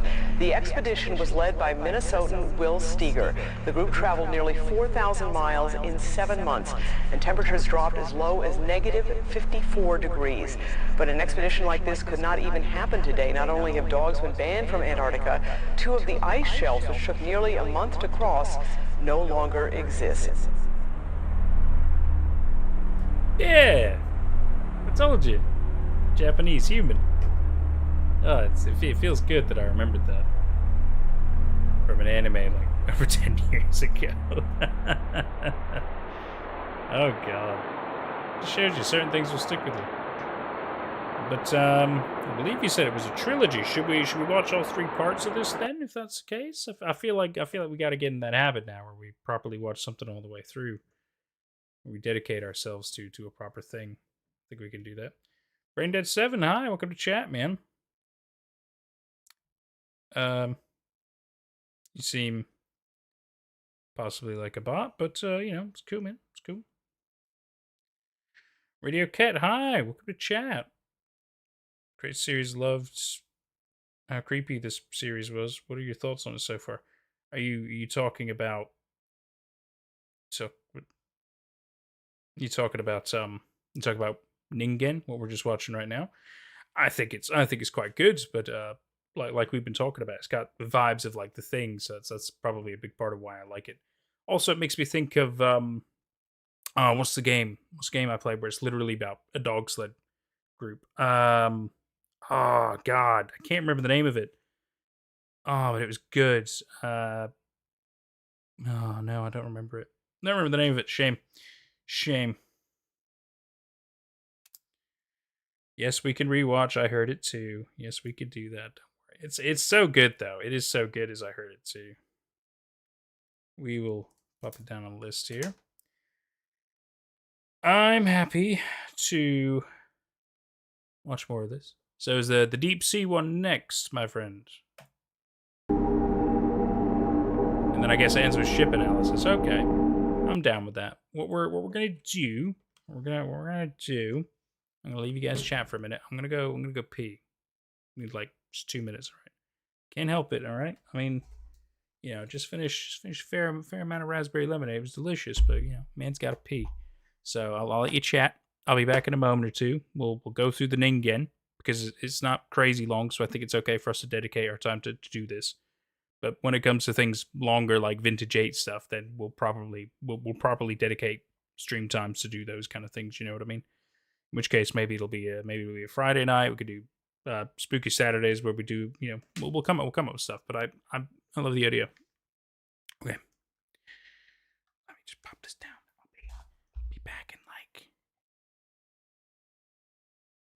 like a few minutes.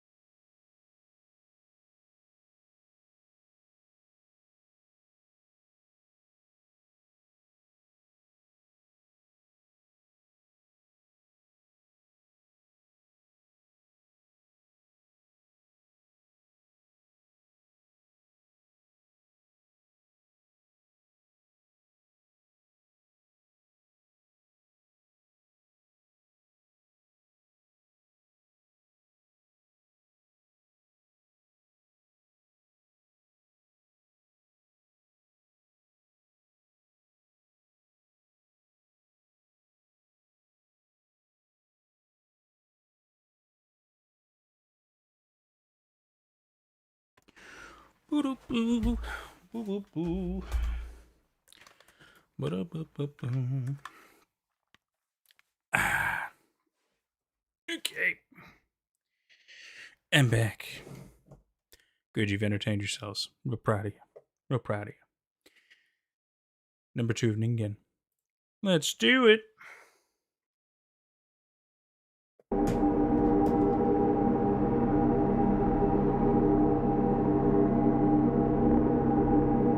Brad, are you trying to suggest a video that we watch? I just want to clarify. Because you keep saying November 9th, 1812. I just wanted to check. Cranium. Oh, somebody's head. No. Orbit's nasal cavity. Just thought I'd check with you, bud. Maxilla, mandible. Just look at it. Possible face, head. Oh. I suppose a skull and the spine. Alright, so skeleton. I'm with you. Spinous reversal.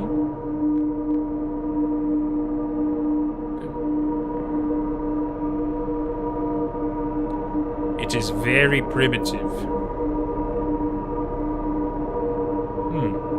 It's on your ribcage, son. Weirdly big hips. It is easy to evade. Very strange structure. Feet like snowshoes. Very big and long. So can maneuver through snow quite well. Friendly human. I guess it's supposed to be their skeletal structure, these Ningens. Illustrations of cave paintings in Antarctica. Predates the story of Icarus by 11,000 years. That's a long time. 11,000 years, man. Mountain humans find a mysterious corpse.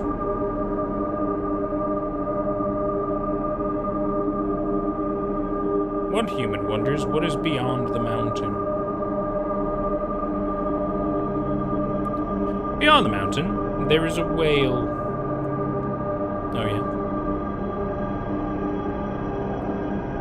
Whale asks, "Are you planning to jump?"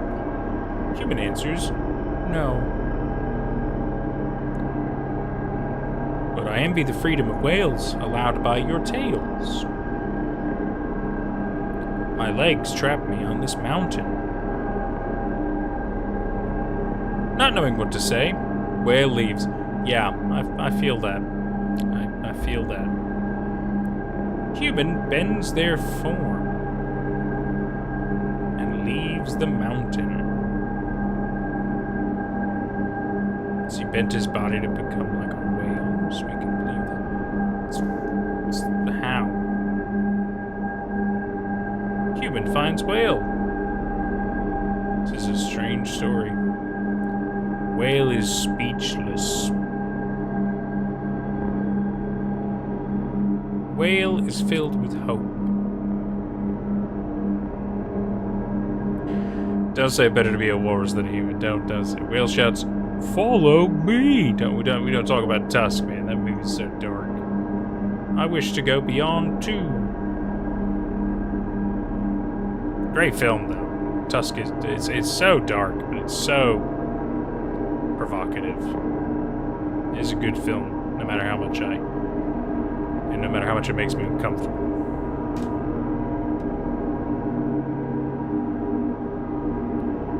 Did they like join?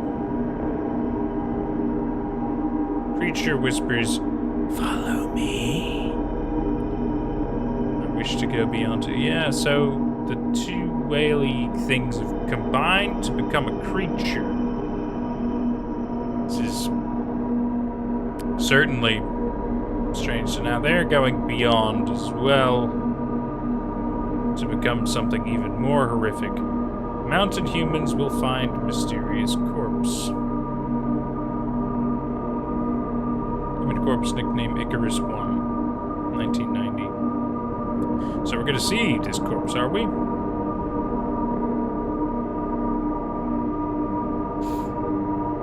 Alright, everybody hold hands. We're gonna go beyond. Are we gonna see this mysterious corpse? I'm guessing that's what's kind of happening here. Just kind of hard to make out. 1991, living human, nickname Icarus 2.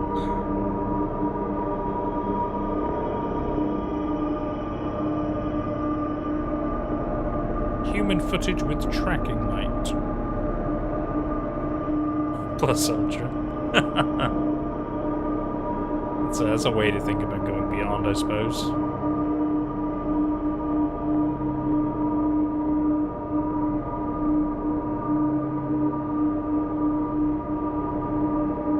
So I guess the glowy is it. Yeah, so he's got like his arms out, he's got like big weird mouthy head, long body.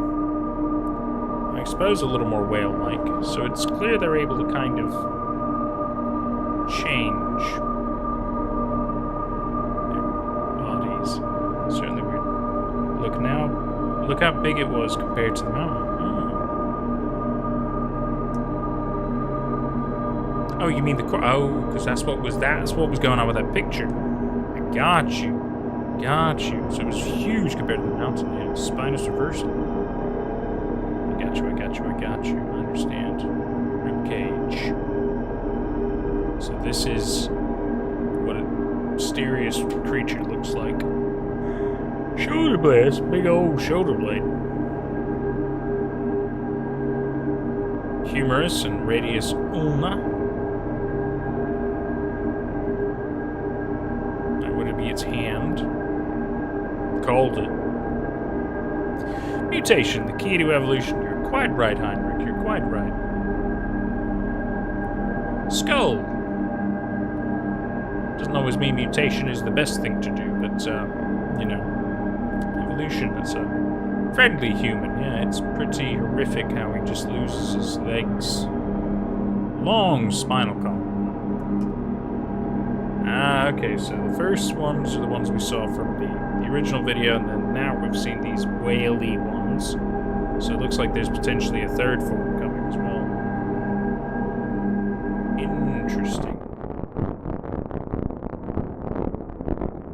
So I guess...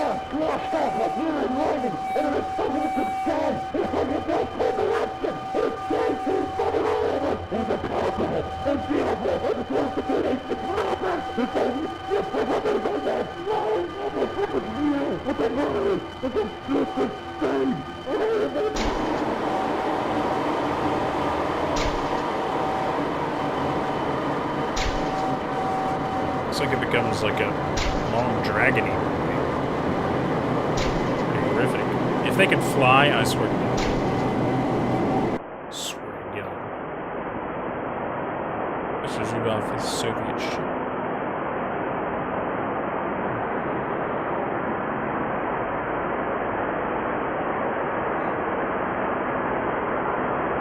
Help, help, help.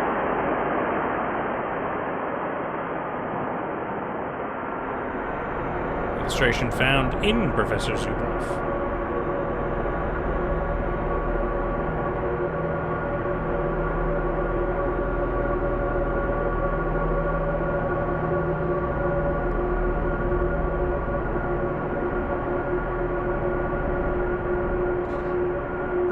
Pretty gross and horrific. Art by Utagawa Kuniyoshi, circa 1844.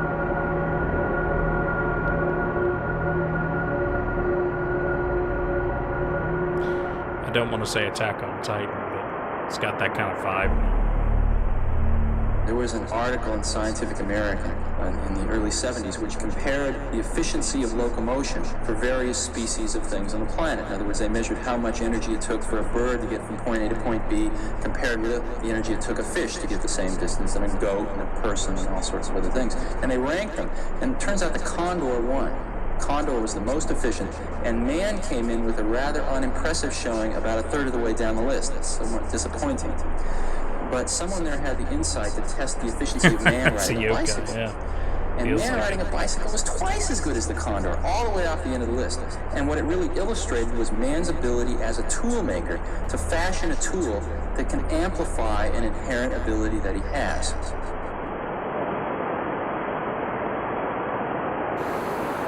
Well, as you said, it's a trilogy, so I think we got to see what this last one is and just really horrify ourselves, huh? Let's do it. 1992 ship analysis. I wonder if this is Professor Zuboff, though.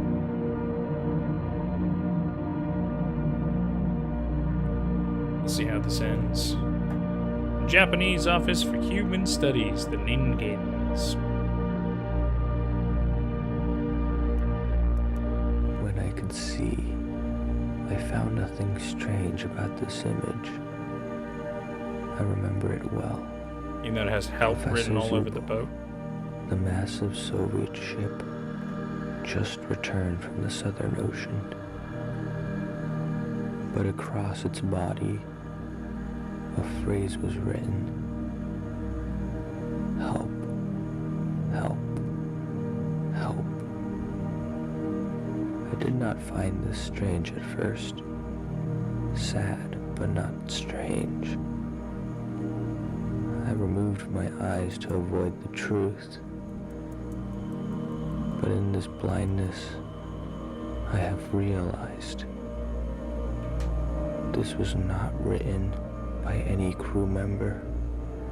They could never have reached. This was not spray paint. Spray paint does not become a dull brown. This doesn't even say help. Not as a verb anyway. It says help as a noun, like assistance or aid. This was a lure for us. A lure that mocked us. Or perhaps they see their treatment of us as assistants, taking us beyond our current state in evolution. Perhaps they consider themselves our saviors.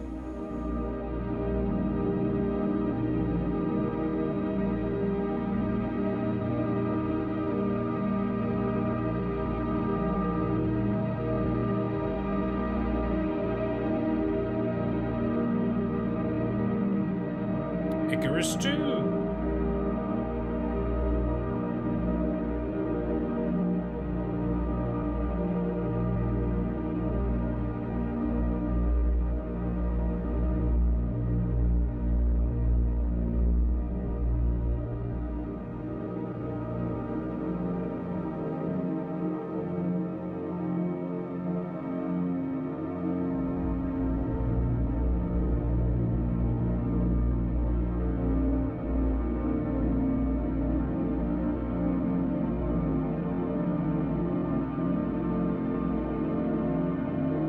Icarus 3. What is it doing? Human Factory. Oh no. Oh, I don't like the sound of that. Horned Serpent lives.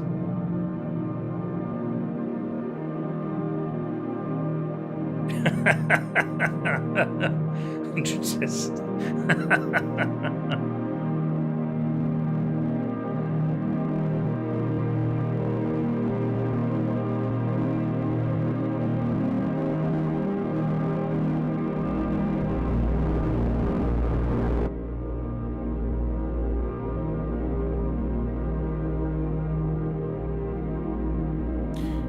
so it's continued its evolution.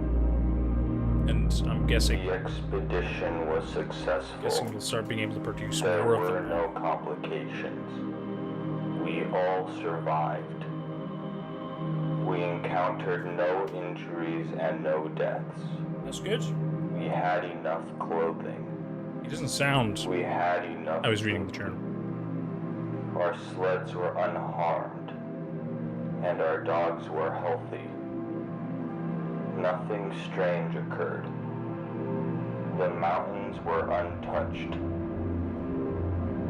The ice was unspoiled. And the sea was pristine. The journey home was comfortable. We ate well and spoke freely. The ship was clean and organized. The sky was clear. Always. I am ready to join the rest of civilization. I am ready to have a son.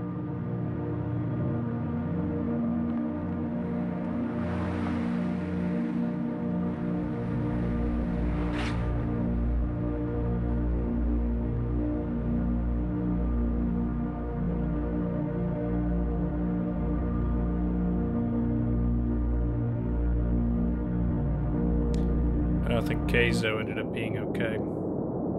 Does that mean Hugo is not quite a normal human then? Maybe. Maybe. Illustrations found in Professor Zuboff.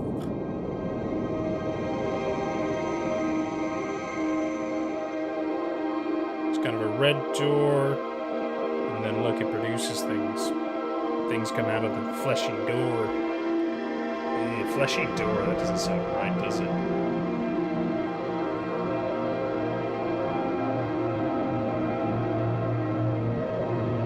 And then do those inevitably grow into the Ningens? I guess would be yes.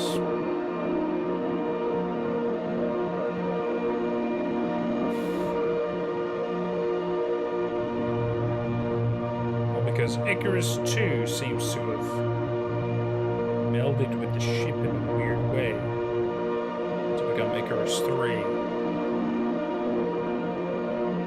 And look, it's able to make strange creatures, which I guess are meant to be kind of like new Ningens in a way. There might be new forms or whatever.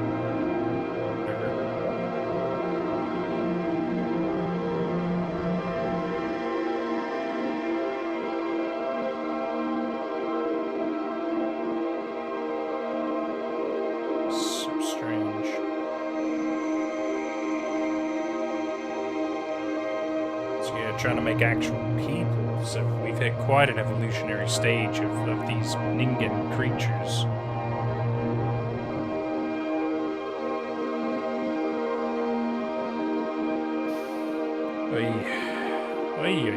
Actually able to make people. Not just weird creature boys.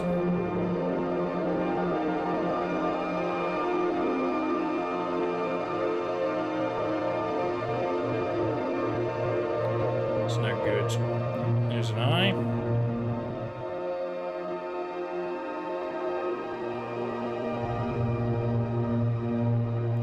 Could very well be Keizo. Or it could be Hugo. That's the thing, we don't quite know yet, do we?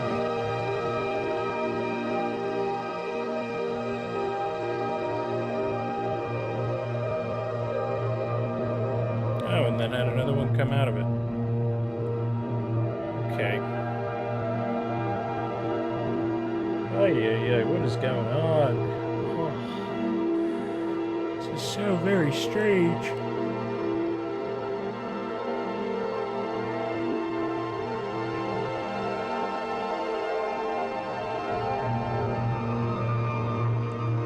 Shooting the smaller one out of it.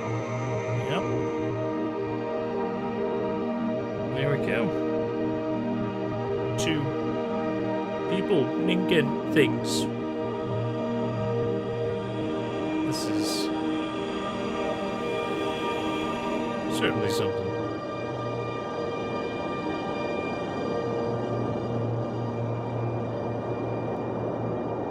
So the Ningens can make people.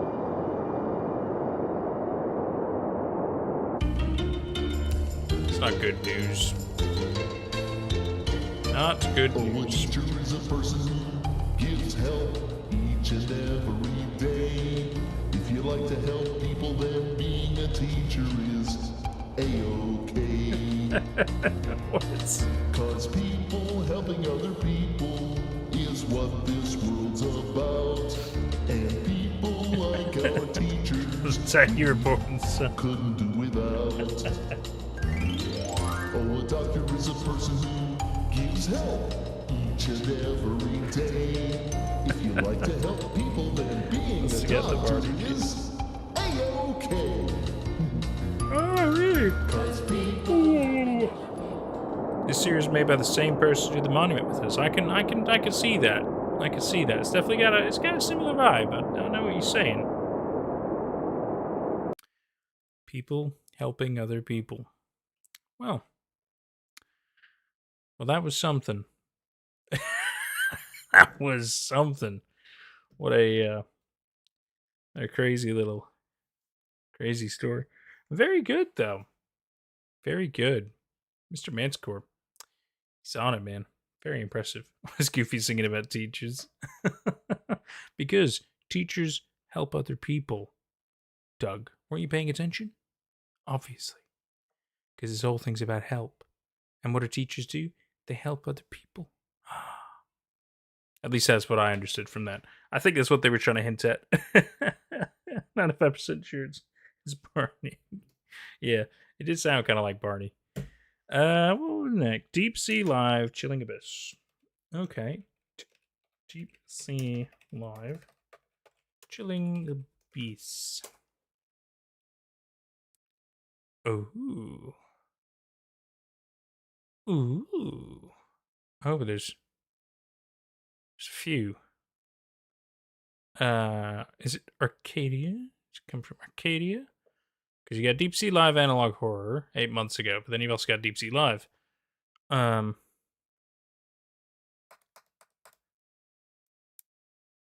hi, welcome to chat.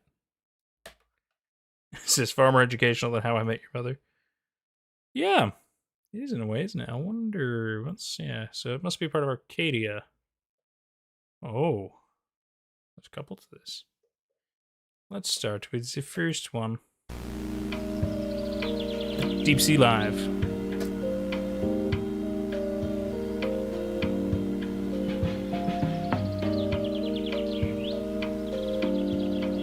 Forest Night Hike? Paid programming? Just like the old days.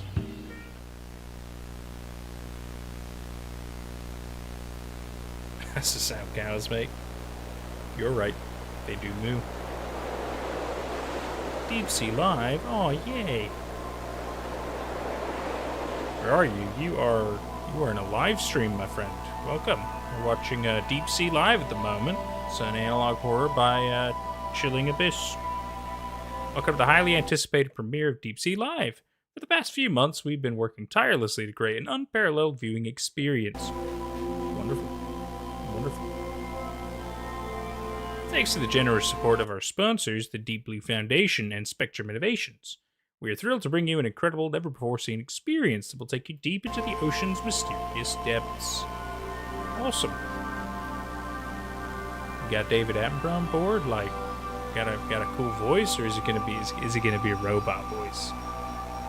Ugh. Get ready to experience the ocean like never before as you peer through our new state-of-the-art camera, focused intently on the pit. Ooh, I always like a pit. Seemingly bottomless hole of unknown depths.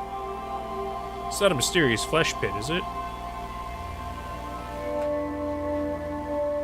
It's interesting, though. The vessel is operated by a single individual who will provide captions for what you observe.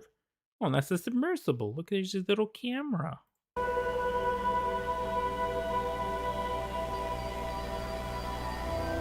It's adorable. It's not weird at all, Offcat. It's not weird at all. We sincerely hope that you enjoy this broadcast.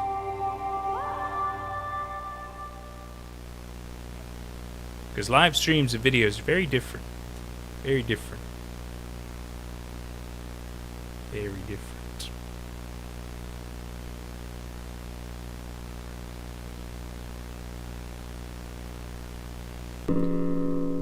Enabling hydrophone.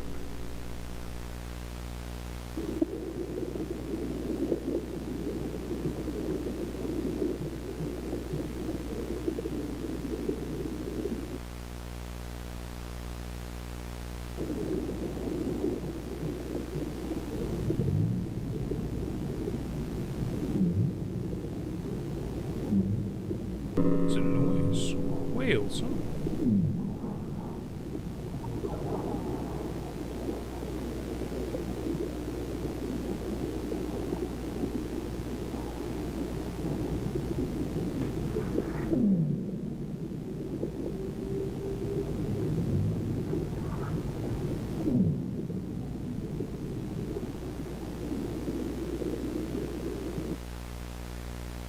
Well, that's awesome, Offcat.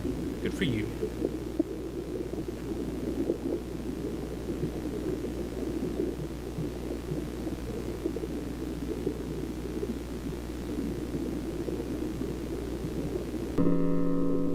Dragonfish. I don't think I've seen a dragonfish really before. It's a cool name.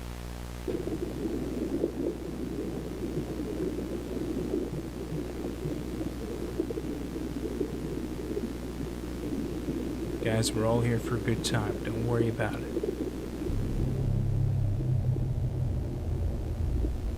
I don't think it's a whale.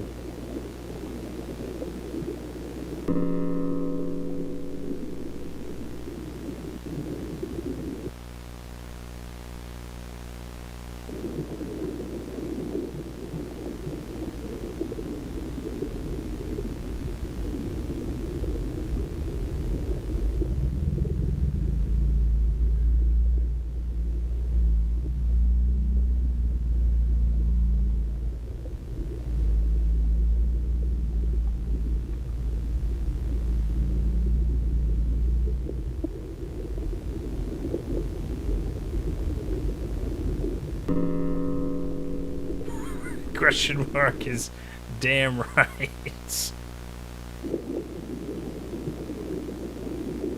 We're just here to watch and have a good time, my friends. Everybody has suggestions of things we watch. We have a good little time with it.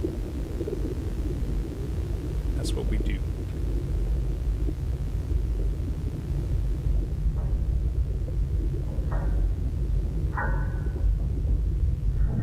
Sounds like something happening in the submersible.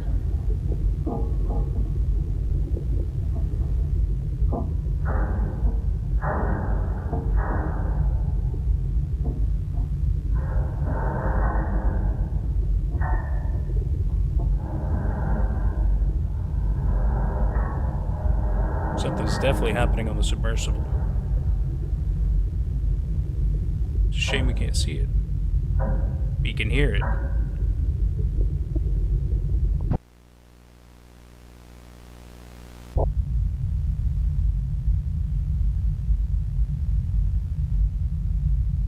Lauren Salisbury, welcome to chat. Light and sound gone. Yeah, so something's been messing with the submersible. Oh, sorry. Didn't mean to hit my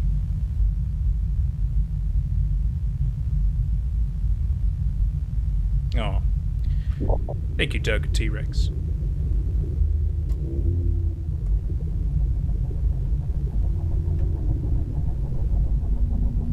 New York man, welcome back.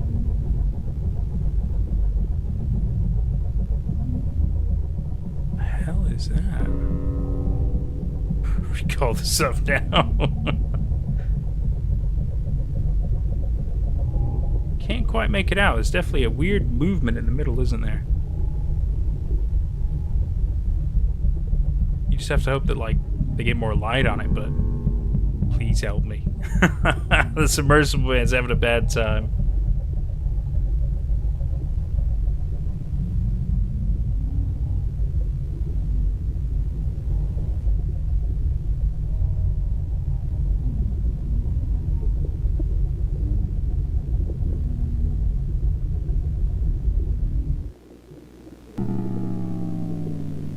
Oh. I didn't know that was God. Oh, no.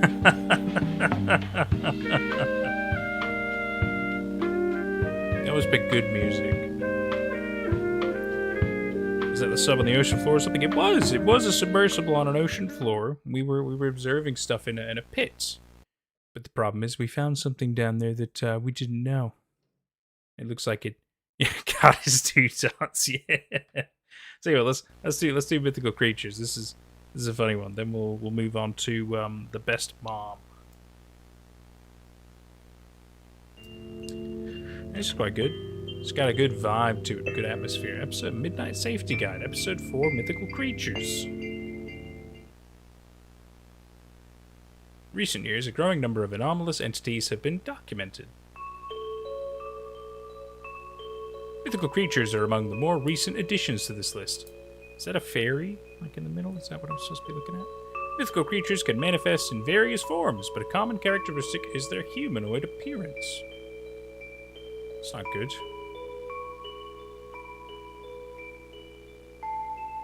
They appear only at night, often concealing themselves behind closed doors or obscured windows.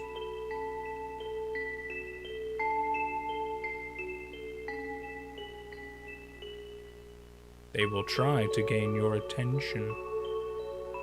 Oh, with a Wi-Fi signal. Nice. It's a Wi-Fi door. Staying quiet and still may prompt them to leave. Smart devices, man, I swear. However, once you engage with them, they become aware of your identity.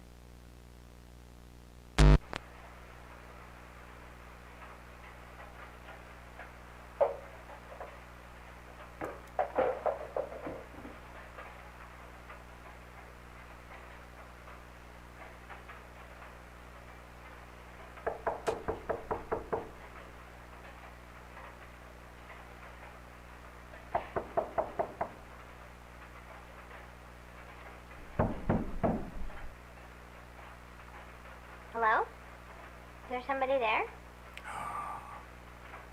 You shouldn't have said anything. Oh no. Can you hear me? Oh no. Take care, Chaos. Good having you around. They will offer something desirable. Like diamonds? I might listen to diamonds. It's important not to accept their offer or any items they present. If they present diamonds, I'm kind of curious, you know. If you refuse to accept any offerings, the creature may become increasingly hostile, so it sounds like I should accept the diamonds. Which I might. Its physical form will begin to warp and decay over time. As every analog horror character have a camera and a dim flashlight. So true. So true. It's just a staple, isn't it? Oh, and then slowly opening doors also. Ready? And then, of course, ooh, you can see something. Ooh.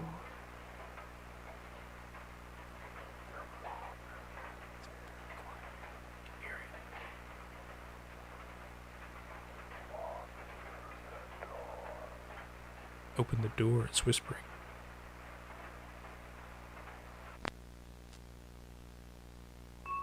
Sounds like they want the diamonds for themselves. If you survive for 30 days, the creature will vanish, like an imaginary friend or something. It will leave behind a strange marking. Oh, that's interesting. Don't like that third marking. This is the creature's name. Oh, like a demon kind of thing. It's like their power, right? Only 3 instances of individuals surviving the entire 30 days have been documented. Okay.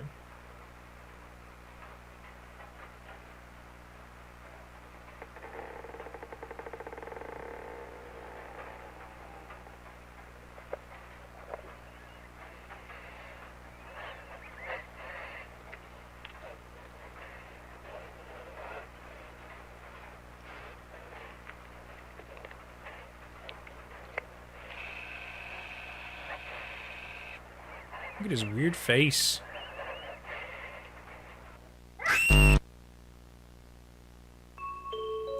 And now you know.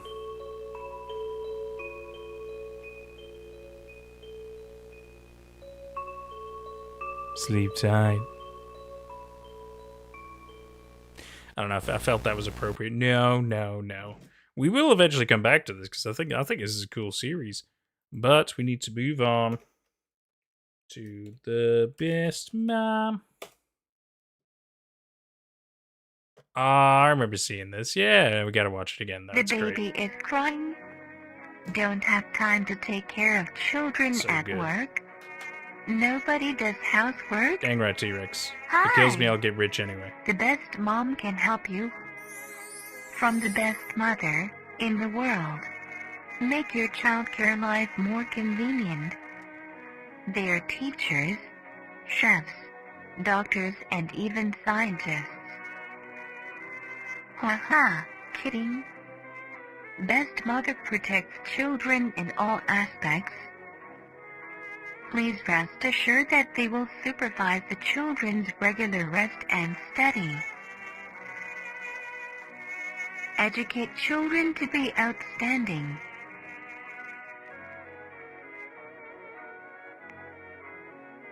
But make sure your children stay obedient. Alt-cell safety. Welcome to chat. Sometimes due to system failure, they will become back home. Bob Dow, don't eat the baby. Oh, she's gonna eat the babies. Mom, no. Mad Bob's hungry for babies. It's not good. Dominic Matos, welcome to chat. The Best Mom service is committed to serving every customer. Protein and ice Buy cream. more Yum, yum. quickly. Buy more quickly. I love it. The baby is... Buy more quickly. Buy them now. URLs. It was good. Very good. So TPC Live. 2 of those done. Let's see. We wanted to revisit Monument Mythos. Very well. Because it is what we like. We shall do it.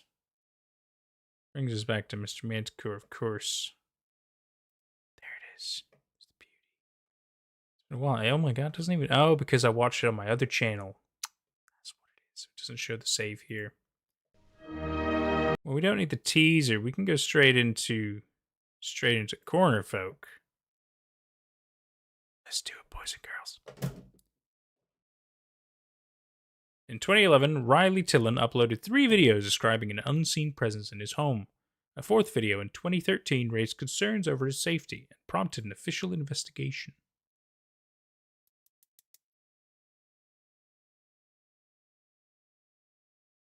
Upload 1. 10/2011. Many dimensions intersect with their own, several of which are 2D planes. When 2 or more planes intersect, they form corners. Entities in the intersecting planes cannot perceive each other. They exist separately, in their own worlds. However, the corner folk can pass these boundaries and enter other planes. The corner folk are a trans-dimensional species. They are the only ones who can traverse the corners shaped by planes. Coincidentally, I believe that the corners of my own home align with several planes, for I have seen the corner folk in action, crossing the corners from one reality to another. Don't like it. While making this video, I heard the corner folk and immediately got my camera. This is what I recorded.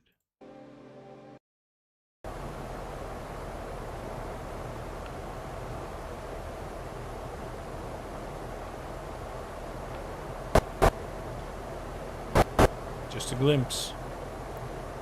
Just a glimpse. Replayed at half the speed. Get ready for that glimpse. There he goes. They're so fast. They're so fast. This leap requires massive amounts of energy that, when released, produces bright blue flashes. I have yet to discover the source of this energy, and the reason behind the cornerfolk crossings remains unknown. Upload 2, October 27th. An update. While I was at work, my cameras captured up to 12 cornerfolk huddling in the doorway. Looks like a I big used to old think that they had spider to cross boy. dimensions quickly, but the new footage has proven otherwise. When I'm not around, they take a break from traveling and exhibit micro-movements similar to dreaming animals. They must feel safe in these corners, which suggests that the cornerfolk's own home is made of similar structures. I imagine that their corner world is made of many plane intersections, allowing them to move freely without using up any energy. My photographs show that smaller corner folk have odd impressions on their skin, as though they have been pressed against many plane intersections at once. The corners likely belong to a nursery or a crib in their homeworld. A multitude of corners placed in close proximity could be used to secure the infant from leaving the corner world. Perhaps they only cross corners in search of food, the same way we only leave our homes for resources. The corner world may be used to raise young, while my own house's corners serve as rest stops of sorts during their journeys. Makes sense. Upload 3, December 16th. Look at that face. I've begun to dream of the corner world. I can't stop thinking about it. According to the calendar, I've spent entire weeks in my home, just drawing and describing the corner world on paper. I lost my job last month due to repeated absences, but it really does feel like I just left the office this afternoon. When the corner folk jump, it feels as though they're taunting me. But I'm close to a solution. Regardless of whether my body survives the forces of the corner world or not, this much is certain. The fear of my own destruction will not prevent my entry. Upload 4, January 3rd, 2013.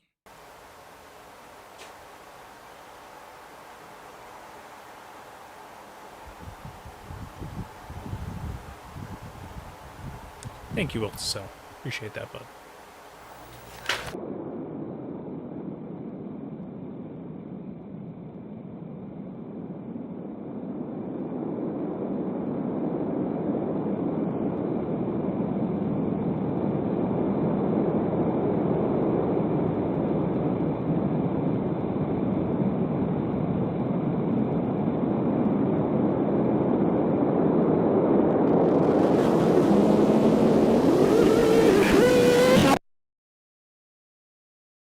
Following his last upload, viewers requested a wellness check on Riley Tillon. Local authorities found Tillon asleep in one corner of his room. A closer examination revealed that his internal organs had been folded along various axes, warranting immediate medical attention. During his recovery, Tillon avidly made origami, despite claiming to have never been taught how to do so. As of 2020, he remains in the care of his friends. Quarterfolk. Oh, as good as Monument Mythos. I think there were like 2 seasons of it, if I remember right. Yeah, that's right. Everybody's allowed to have opinions. No, nothing wrong with that. Both Weird Birds and Some Vanished are good. They're both good. Don't worry. They're good in different ways, and that's what matters. You know, that's what matters. Right. Do another one, or do we move on to Cosmic Horror Babylon? Because, like I said, we can always come back to this. I think it's yet another one of those that we need to like dedicate a proper stream to just watching and hanging out. 2 seasons plus 2 now deleted seasons. Oh, right. Let's go through 39. Interesting. Don't remember where I saw it up to. It's been a little while now. At least over a year, maybe 2. Said seasons are actually archived. Oh, right. Yeah, this is all part of Monument Mythos. That's right. Let's see. We'll do Cosmic Horror Babylon.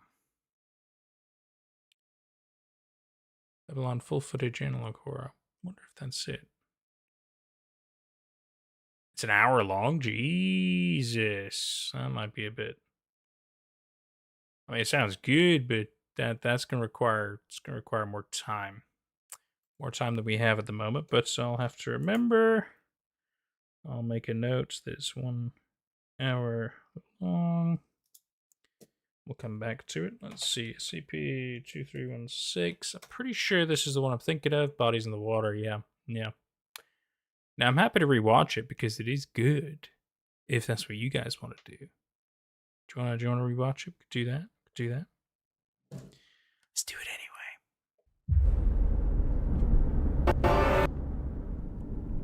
It is good. It is very good. So I'm happy to rewatch it.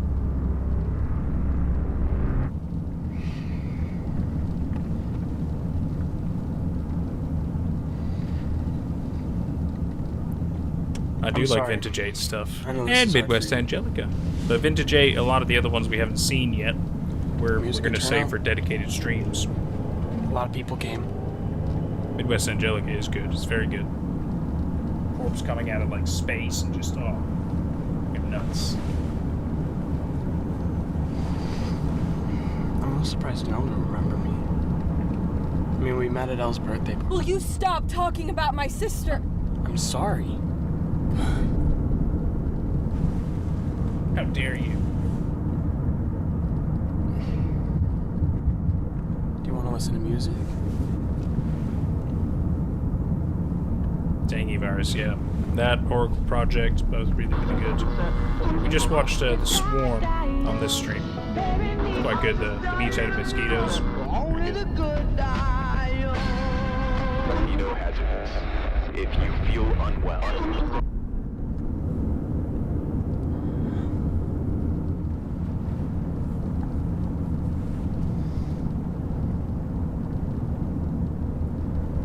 Pull over. Why? Pull over, Adam! Okay. So aggressive.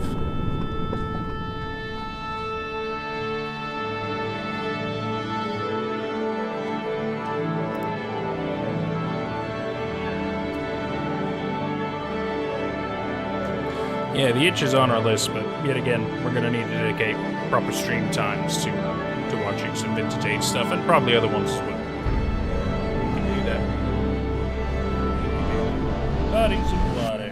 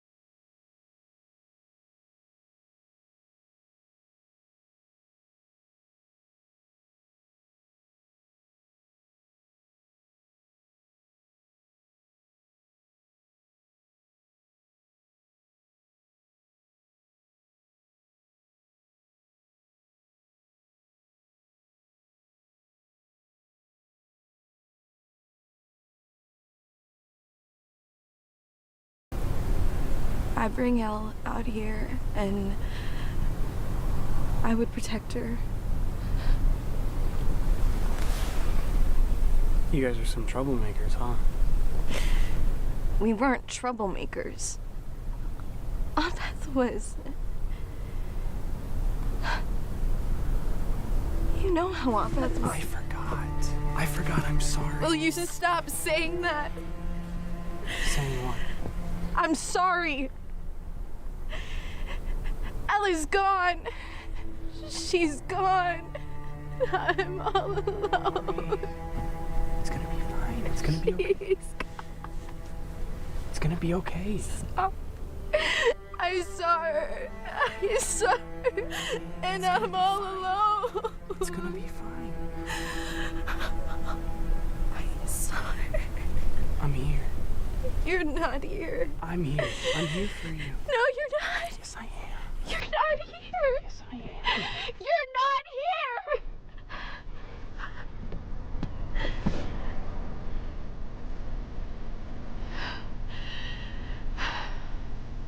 Dude's doing his best. Sorry to console people who are in pain.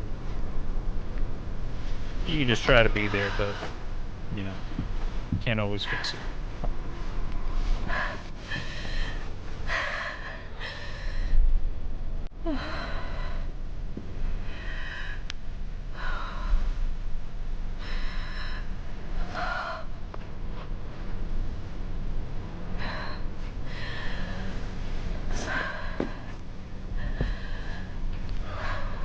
wants nothing to do with it.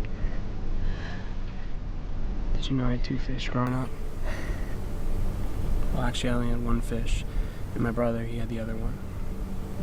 And we won him from the state fair.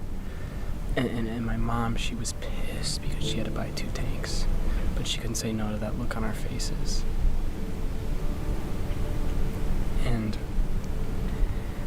one day, my brother, he was so upset because he felt guilty that he was keeping his fish in the tank when he knew that there was all these vast bodies of water that this fish could be exploring. So he released it. He released his fish. And yours? I kept it. I mean, I was young. And I liked looking at it. Until it died. And what I'm trying to say, obviously, we never saw my brother's fish again. But it probably lived a much better life. I mean, it was probably thriving. I don't know. Is that it? Tried his best, but it That's your story? has nothing to do with the situation. It's so funny. No. You're my fish. I'm your fish? Here it is. There's the line.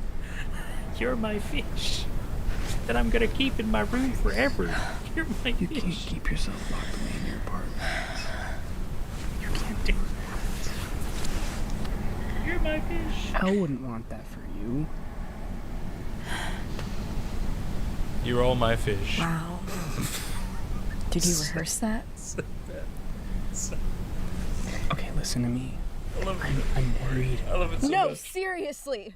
Did you write that down? I'm sorry.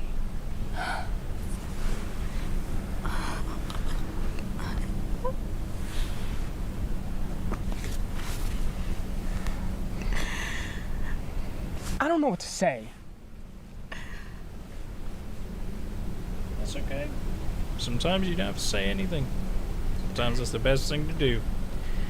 Keep your mouth shut and don't call her your fish. Why are you still here? Are you serious? You broke up with me 2 weeks ago.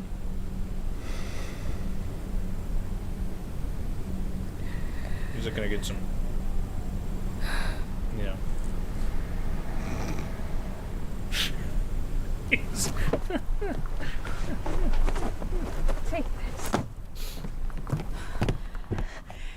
And why the fuck do you have condoms in your pocket? They were just in my pocket. They weren't. Then who are they for?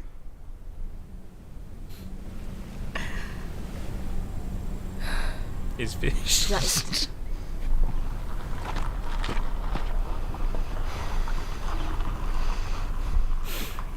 Okay, Grace, I'm just gonna fucking say it. I cannot keep fucking doing this shit anymore. I'm sorry. I know this shit is hard, but I'm trying to be there for you, and you just keep yelling at me. We're fucking done. You were done 2 weeks ago, bro.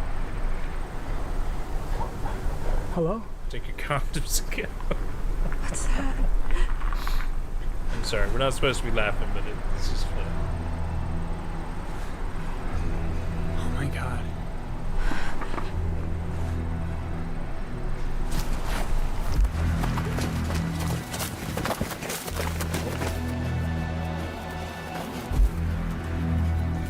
Grace! Don't go in there! Wait, what are you doing?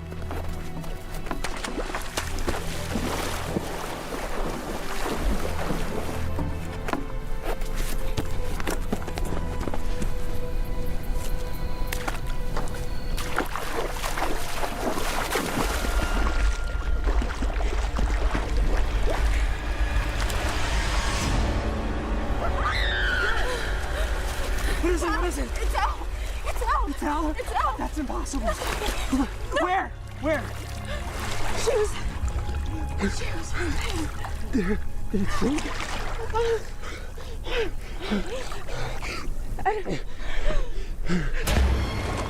Grace!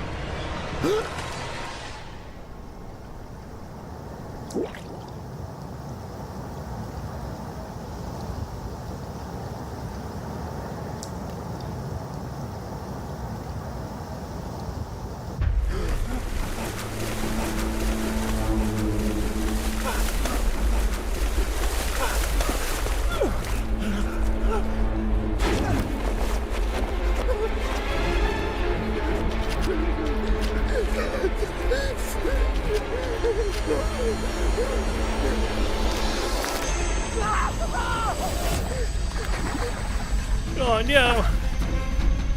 Wait.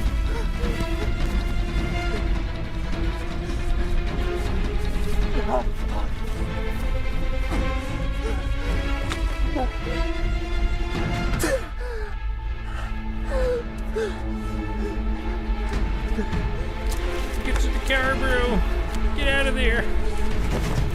Did we make it? Threw our deer at him, Nick. At least he still got his condoms. My fish just broke my ankle, bro.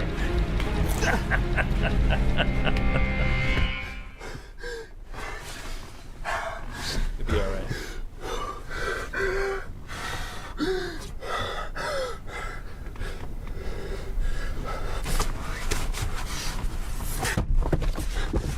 Fuck. It's just not worth it. Just not worth it. Oh.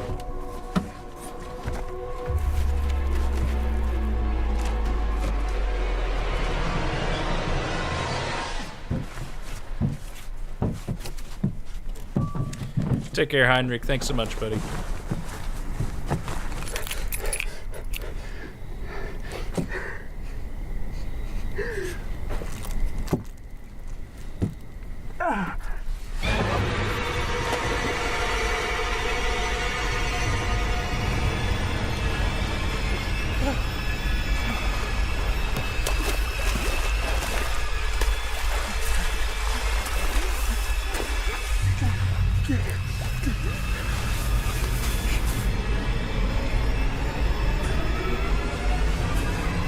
Look at that long arm. What a stretch. You get that one good stretch.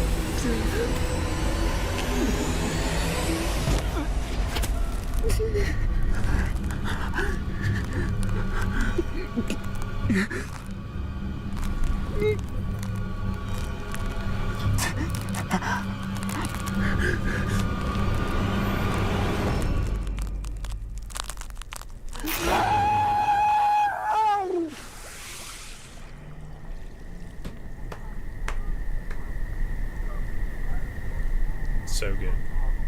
So good every time. Ah. So very good. So very good. What time is it? 9:30. Okay, we're doing good. Doing good. Doing real good. It's been quite a good little day. Quite a good little day. Earlier on the Twitch, we were doing Cult of the Lamb, and then ended with the Spooky Saturdays watching. It's been good. It's been real good. Good little time. Something's not right with Lake. You're right, High Howler. Something's not right with that lake. You also said that in the Boys comic, Black Noir was revealed to be Homelander's clone, which is a contingency if he ever goes rogue and out of control. I did not know that. It's pretty awesome, though.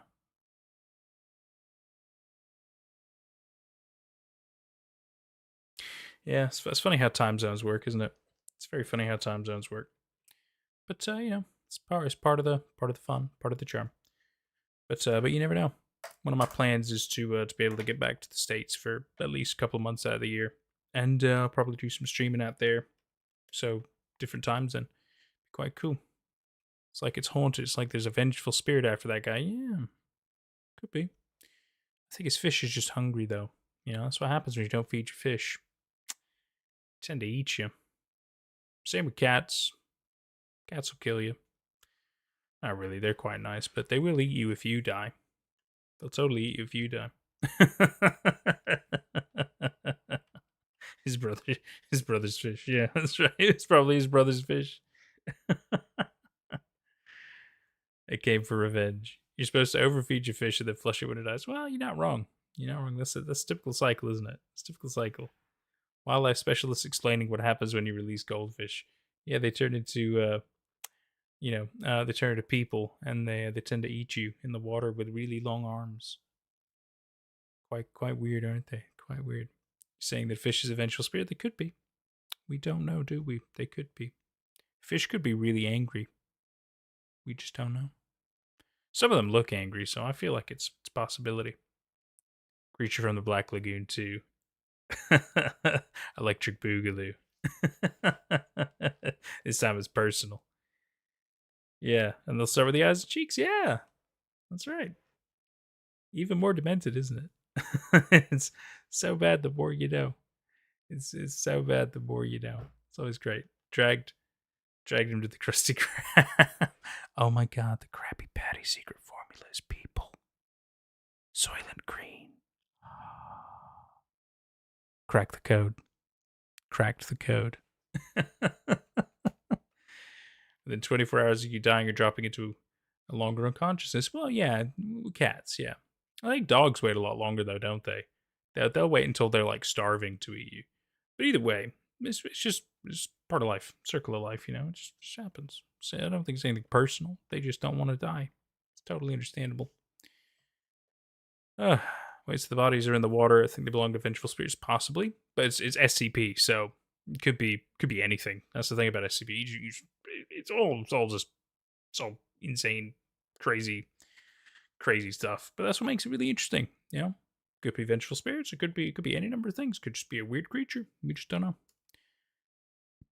All pets will eat you. Dogs love their owners and will stay with them for long after until they're dead. Until the dog realizes they have no other food. 3 weeks. Well, there we go. Fun, horrifying facts for everybody. Morbid, horrifying facts. We love it. This is way worse than the V'd-up sheep that has the ability to fly. Yeah. Yes, it is. Yes, it is. All right, everybody. Well, I think we're gonna wrap it up here. I've been going for quite a good bit of the day. It's been lovely though. It's been lovely. It's been fantastic, and I hope you guys have had fun with me. I know I've had a lot of fun.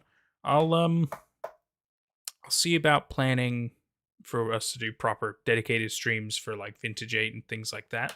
I'll try to announce it on the YouTube and Discord and shit like that, just so we kind of know what's upcoming, whether it be on a Friday or we do specifically on the Saturday like we've been doing. But yeah, I think it's a good idea because there's some really good things that we should watch. You're totally right. All right.